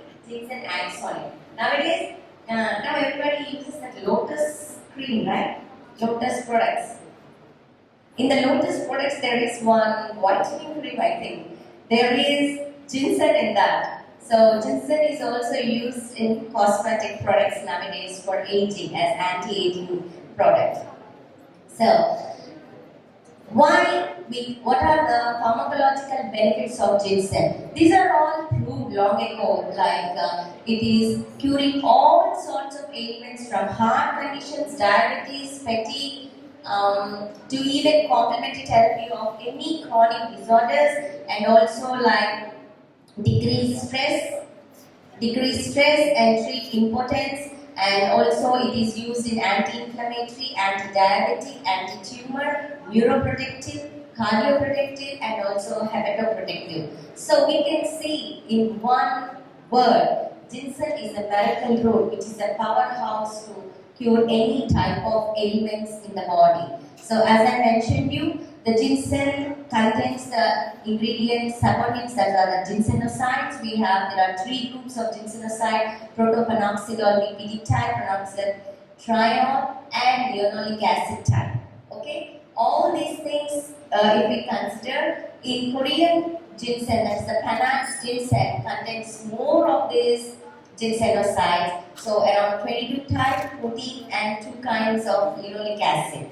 So all these ginsenosides, these are all proven and all published data where we have the benefits like each ingredient has a specific activity. I don't want to mention each and everything, I'll just skip all these things. So, well, why this ginseng? This is the fresh one, okay? This is the fresh fruit. This is the dried and steamed one. So sometimes they eat the powder into capsules and sometimes they eat with honey, okay? And okay, but basically this Korean red ginseng is used for infertility. What is infertility? Nowadays the birth rate is decreasing, right? So our grandparents and great-grandparents, how many people used to be in one family? 11, 12. My grandmother's family is 8, right? 8, 11, 12. And then our mother's family 8. And then later, just your immediate mother's family maybe 5, 4. Then your family 2, 3. Okay? And then coming to me, I have 1 son. So that means like the whole family is like the birth rate is getting reduced. Why these things? Because, tell me one reason why the birth rate is low. It is, don't say that it is birth control. We are already in the top. India is in the top of this one. Tell me. Yes, perfect. Stress. What is this stress? Stress is a small word. If you even say, why are you so dull for a small baby who is going to 2nd class? I am stressed with my mother. They say, my mother always wants me to not to see the cartoon. When you ask a teenager, oh my God, I am stressed with my father, he is not giving me money probably.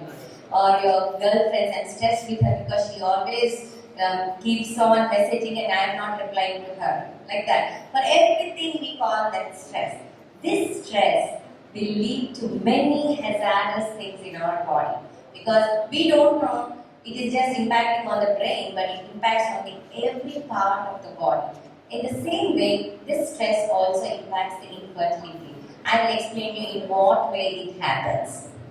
So, as I mentioned you, this is the decline in the birth rate. If you can see this, the most populated, and you can see here with the numbers, only the African countries are most populated, other countries are very less populated. And if you can see the timeline here, the colors are changing, right? Deep blue is like less populated. If you can see the timeline, like 2019, the population rate is very, very less. And the total fertility rate, specifically I'm talking about the fertility rate.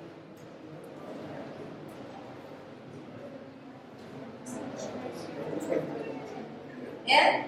That's the thing, what is going to happen if you don't change your lifestyle and everything. So, usually, what are the causes of infertility? When, like in movies, we usually see, because you people are not married yet. So if the baby is not going to, if the couple doesn't bear a baby, what do they say always? The problem is with the women, right? And they always abuse her in some words or anything. We usually see it in the movies and also sometimes in some families too. But it's not like that. Always there is a 50-50. Always women are being abused. It's not like that. Maybe males also. In here, actually, the causes of infertility rate in the world is like 40% women, 40% men, female factor and men factor, and 29% maybe the other factors. So the myths are always like, as I mentioned you, infertility is always a woman issue, and sometimes aging, like late marriages, and also wearing briefs like men with infertility. So always there is a myth that, but the myth is wrong. It's always a 40%, 40%, 40% male factor, 40% female factor, and 20% is the other factor. So what are the causes of this male infertility issues? So basically stress, that's oxidative stress. It may be like the chemical reasons, psychological, physical, and hormonal. The chemicals may be like chemotherapy, drugs, smoking, alcohol, pesticides, environmental pollution, heavy metals, like that. So people who are working, now you see on the roadsides welding, right? So they are always exposed to the heat. So heat is one of the cause for decrease in the fertility rate. And also psychologically stress, erectile dysfunction, premature ejaculation incompetence, and also physically, as I mentioned earlier, heat, aging, obesity, some related diseases, maybe, and then radiation, and then immobilization. So nowadays, this immobilization stress is so much. Now we used to go to shopping, right? We used to go to shopping to other place and then shop. But now we are just sitting at one place and shopping in Amazon or Nykaa or Myntra, right? We wanted to order whatever cosmetics you can order. You can order everything, whatever you wanted. So that means we are not moving at all. So this immobilization stress is also one of the factors for the infertility. So that's what it is. So what are in our toolbox for our infertility? So the drugs are like Viagra, phosphodiesterase like Viagra, Cialis, Levothyroxine, and dopamine agonists, prostaglandins, alpha-adrenergic receptors, surgery, and etc. But the Western medicine sources always have a good evidence and a bad evidence, right? Because the good evidence is quality of life, they are the lifesavers in the bedroom, especially early in the disease, and the common adverse effects are like facial flushing, allergies, headache, dyspepsia, nasal congestion, and serious adverse effects where prolonged drug usage leads to vision loss, sudden hearing loss, myocardial infarction, like that. So we need to choose something else. What is that something else? That's nothing but the natural help for the male factor infertility. So we have the other things like Oriental medicine, traditional Indian medicine, traditional Chinese, herbal, yoga, Tai Chi, diet, exercise, music, and art. So ginseng is one of the best natural source for infertility. So this diagram itself shows you all the effects, right? It acts on circulatory system, reproductive system, endocrine system, immune system, nervous system, digestive system, and respiratory system. So let me explain you how this, because my focus is on infertility. Let me tell you, you know the spermatogenesis pathway, right? So you all study. So how the sperms are produced? Right from we have the HP axis. Now the hypothalamus will release gonadotrophic releasing hormone that will go to pituitary gland, that will release the anterior pituitary gland is stimulated releasing follicle stimulating hormone and luteinizing hormone, and then they act on testes leading to the, can you tell me? I need some interaction because you are hungry and I am too. So if we can talk, we can forego the hungriness, right? So the serotonin cells and Leydig cells, where they help the nurse the sperm cells and then the formation of the sperm cells in the testes. So here, when you see a healthy testis, the cross section. This is the cross section of a healthy testis. We can see all the cells very clearly. As you know, all these things I'm just skipping them. So this is the healthy. When we take the cross section of the testis, we can see the mature, healthy, densely connected sperms will be in the middle of our cross section. Okay, so this is how the spermatogenesis is. So just remember this picture. This is the healthy one. Later I will show you what happens later. So the same one.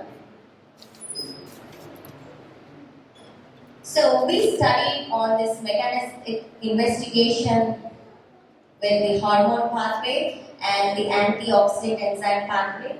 So we studied all these things like we investigated the parameters like body organ weights, blood chemistry patterns including sex hormone levels, sperm kinematic parameters which are like motility of the sperm, progressiveness, elongation of the sperm, and then expression of levels of antioxidant enzymes as follows, and the expression levels of the biomarkers, inhibin, lectin, and PrEP, and sex hormone receptor, expressions of AR, LSH, FSHR, and LH. So here, I mentioned earlier, we did for chemical thing. So chemical, like chemotherapy thing, we took this doxorubicin drug. Doxorubicin drug is a well-known drug for use for chemotherapy. For prolonged chemotherapy usage, there is a reduce in the infertility rate. So we wanted to check how it. I don't want to explain all this. I'll show just the slide. You can answer the question. Okay. So we did all the parameters. I'll just show this one. So now you can see the rats are being fed with our extract, and with the doxorubicin we expose the doxorubicin here. This is the controlled one. This is the one which is exposed with doxorubicin. So now you can see in the lumen. Can you see any particles there? Yes or no? Yes. Compare with this.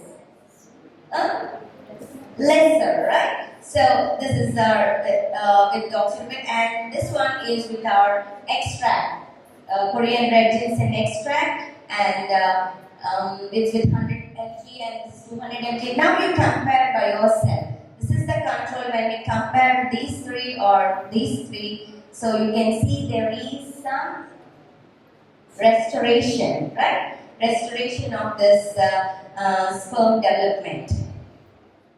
Okay.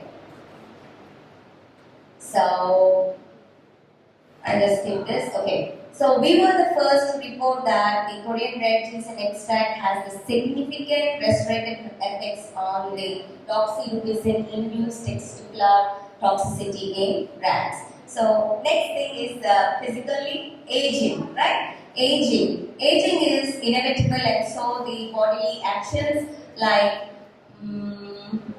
we did. So these are the young controlled rats. These are the aged rats, and these are the aged rats which are treated with Korean ginseng extract. So you can clearly observe the section of the testis. In the same way, after seeing this, I want to show this also. So the sex hormone levels you can see in the young rats compared with the aged ones, and the aged rats treated with the Korean ginseng extract. So that's how we can see, and then how the aging is restored after treating with the Korean red ginseng. So this is one which you all know, stress. So with this stress, we develop two models. Like one is stress with heat, and the other one is immobilization. So I'll explain to you. So immobilization stress. This is what is happening. Like our sedentary lives, we are becoming obese and just sitting at the one place and working all the time. And then here we took our rats. This is the immobilization stress gauge. We developed the model like this, and then we check the parameters. All these things are a little bit for you. The best thing I can explain you with this test is, here you can see the markers, and then what happened here was after immobilization stress, they got elevated. Where's that picture? I'm not getting. Okay, I can show it from here. So these are the markers like the protein expression levels of the sex hormone receptors, where you can see the normal control, and this one is immobilization, and these ones are treated. So you can see how much they are restored also. And next one is heat. Prolonged sitting and working environments because of global warming. And nowadays, kangaroos, right? Kangaroos. So, I want to tell you a small thing. Usually, kangaroos nowadays they have, I'm not getting that terminology. Can you help me out?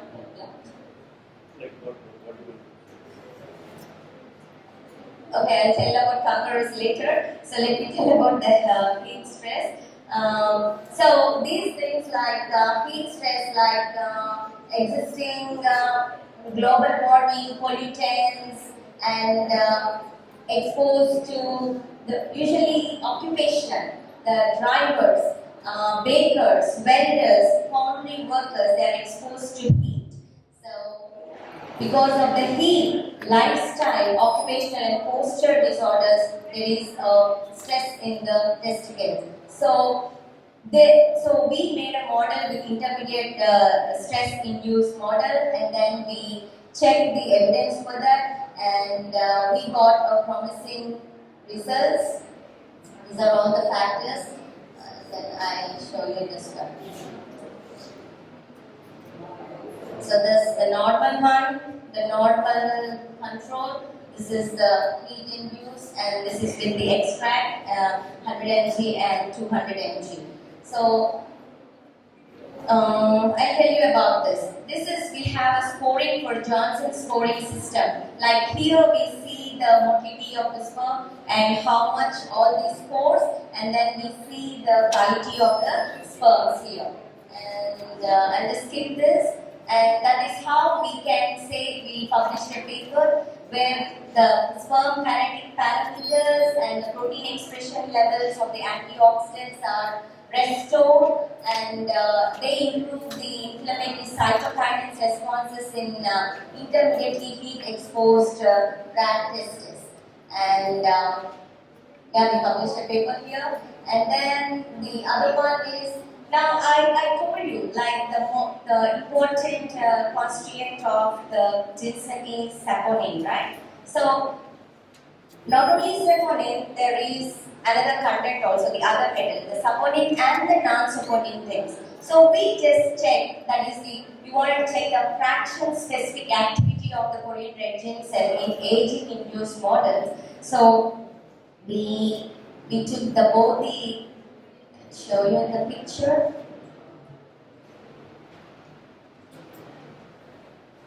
Yeah, this is the young control and age control. And restore the signal transductions involving the spermatogenesis which is seen in aging. So we published a paper, and then the next thing is, now we all take the medicaments, right? We want a fast action. So one of our team members got an idea, like processing only takes a long time, and again we want that bioavailability to be fast. So what we did is we treated the biotransform to maximize the bioavailability of the ginsenoside. So we treated the ginseng with pectinase so that the bioavailability will be maximized. So we treated the ginseng with pectinol and pectinase, and that is the fermented ginseng, and then we got to know that they had going back, right? Yeah.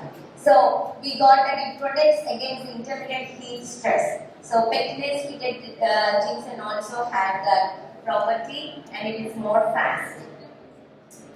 So these are the publications what we did in our lab. So usually any herbal drug, any root medicaments, any Ayurvedic preparations in our India also, we say that they have that Ushna thing, like it has that body heat, right? But there are some myths for Korean thing also, Korean ginseng also.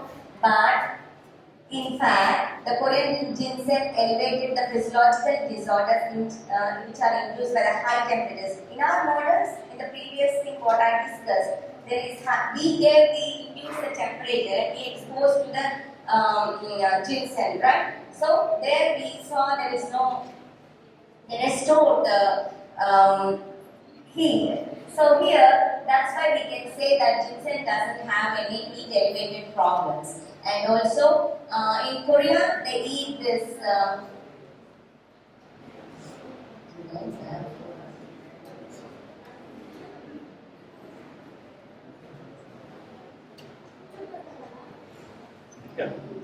No.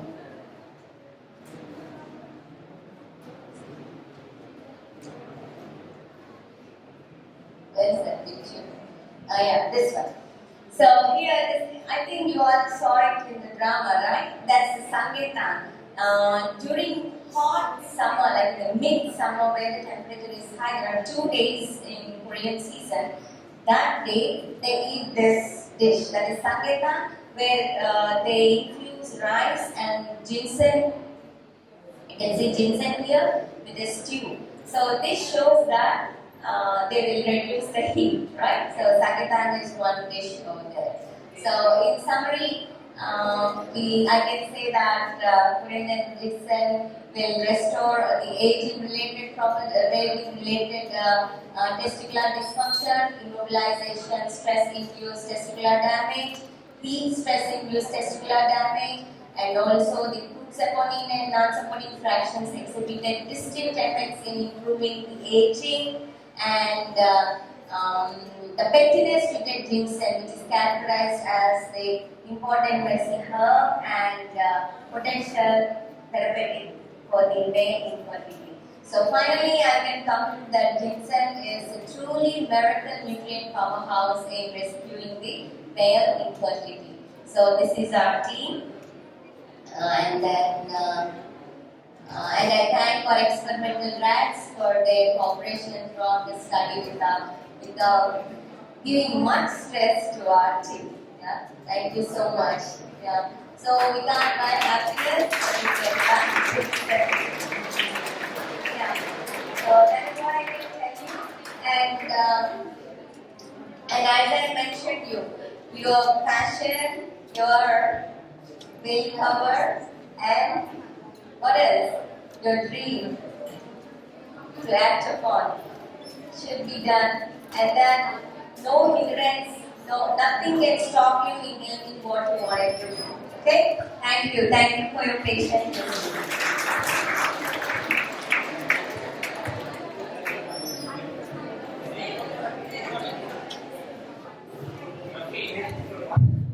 Thank you, ma'am. Thank you for your wonderful session. Within the short period of time, ma'am explained our subjects regarding pharmacy, pharmacology, and remaining other subjects. Okay, now this is the time to felicitate our today's speakers. Now I request Pradeep sir, Somsekhar Reddy sir, and Anjali madam, Bhargav sir, and Nakshika madam.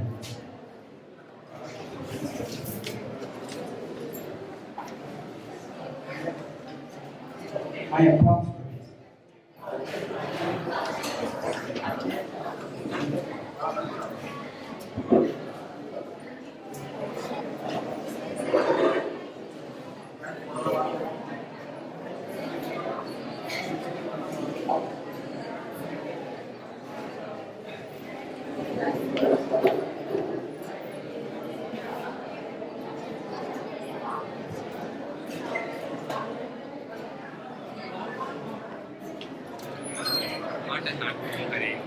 I'm not getting it. I'm taking pictures.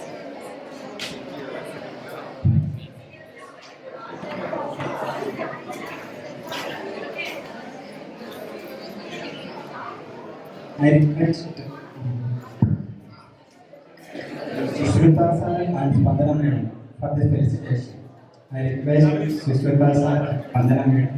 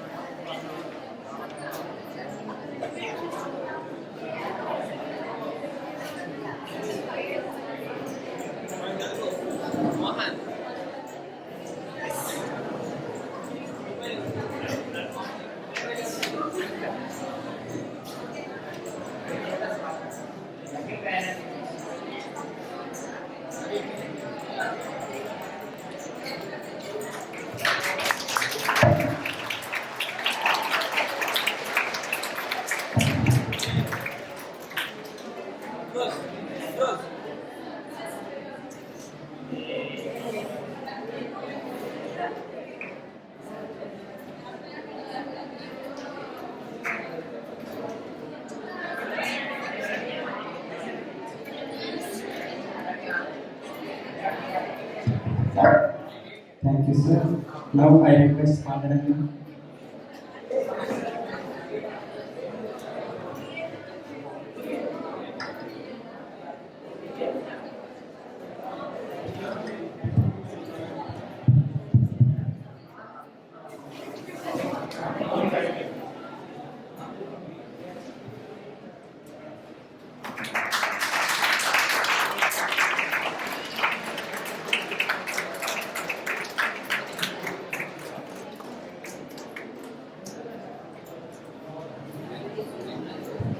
Thank you. Now, this is the time to distribute the certificates to the delegates.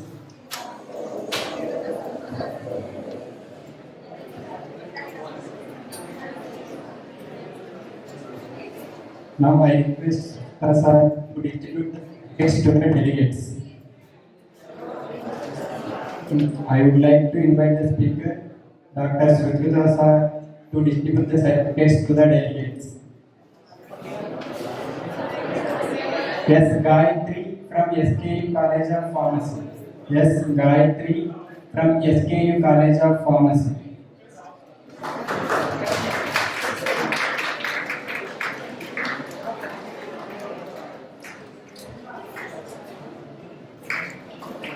Swapna from SKU College of Pharmacy. Swapna from SKU College of Pharmacy.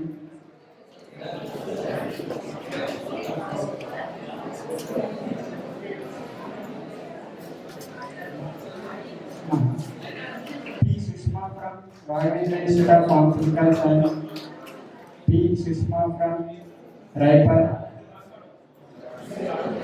Harini from Raipur.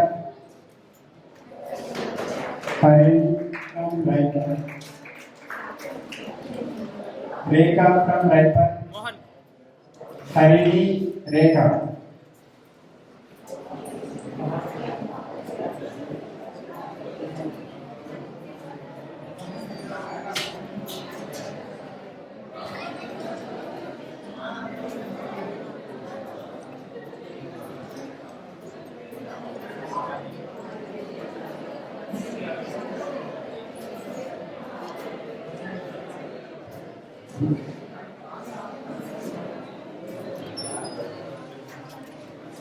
Okay.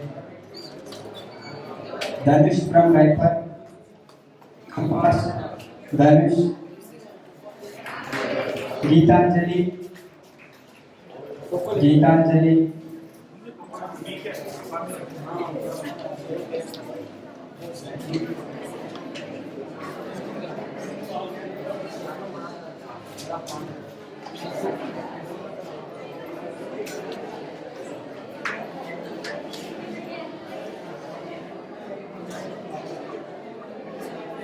Mohan.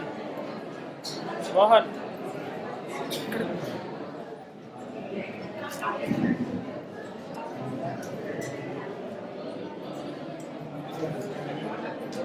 Josh Anton. To receive your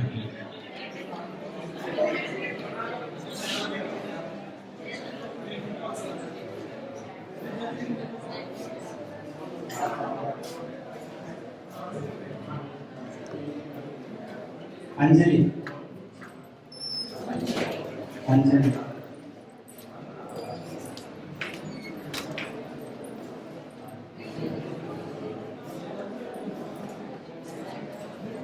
Anjali.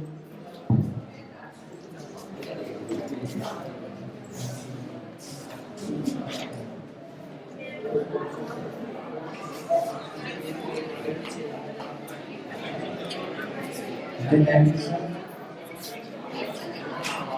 Delegates, if you have any queries or doubts regarding this international seminar, you have to mail to the respected morning display the email ID. You can directly message to the email ID and clarify your doubts. Okay, thank you.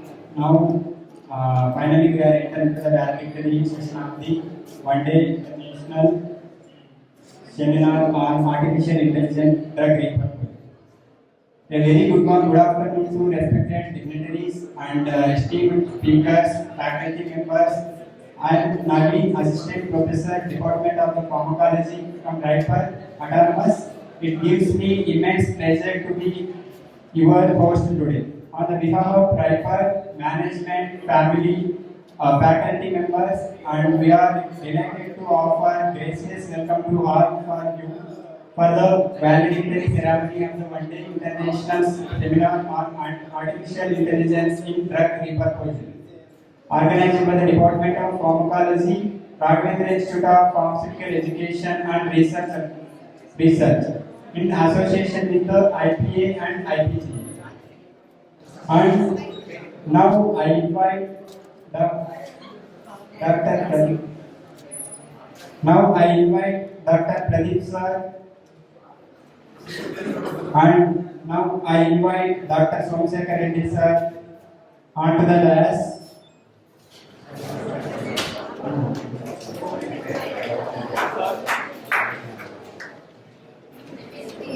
Okay, on the behalf of now I invite our program convener Dr. Somsekhar Reddy sir call for the vote of thanks.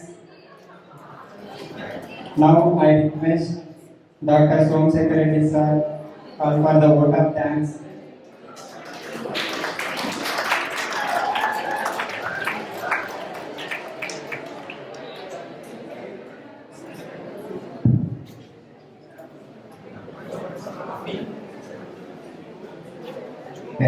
Today, respected speakers, Dr. Sushrita sir, Dr. Spandana madam, my dear colleagues, and my dear participants, good afternoon, all of you.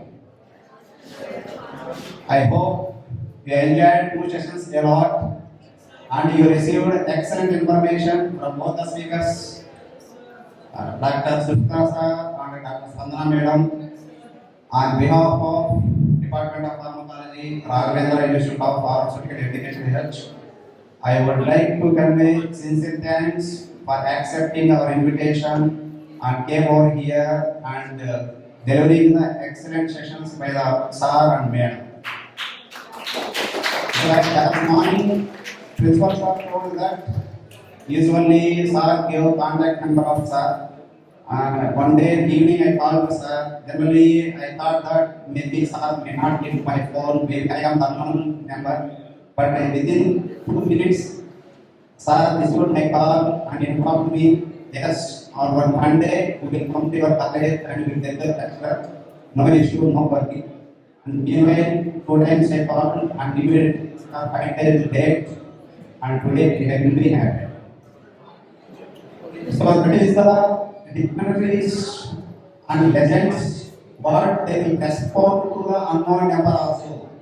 Why I am telling students also, majorly the students, those who are not able to respond to the calls of the unknown number, maybe professors or lecturers will call, we are even not able to respond. That is not the case, you need to respond. That is very important. I saw only few students. When there is any call from professor or any faculty, you are not able to respond immediately. That is why you need to learn. Okay, this is my one suggestion. And I would like to convey sincere thanks to my department faculty, as Pradeep sir, Praveen sir, the organizing secretaries, Anjali madam, and Naveen sir, and Sudhir sir, and who helped me a lot for successful conduction of this one-day international seminar I would like to convey sincere thanks to my all colleagues who helped me for successful conducting of this one-day international seminar. I would like to convey thanks to my volunteers, student volunteers, especially in case of the technical aspects and in case of the catering aspects and in case of the serving of the remaining activities. Yes, sincere thanks on behalf of Department of Pharmacology, Raipur, okay. Finally, I would like to convey all participants who came here, okay, for this one-day international seminar. Okay, for your patience hearing. Okay, now time is running beyond 2. Even though it is beyond 2, because of the good sessions, we will be here and listening to the national sessions. So I would like to convey all participants, okay, for your patience listening here. Okay, so finally, I would like to call up you national anthem.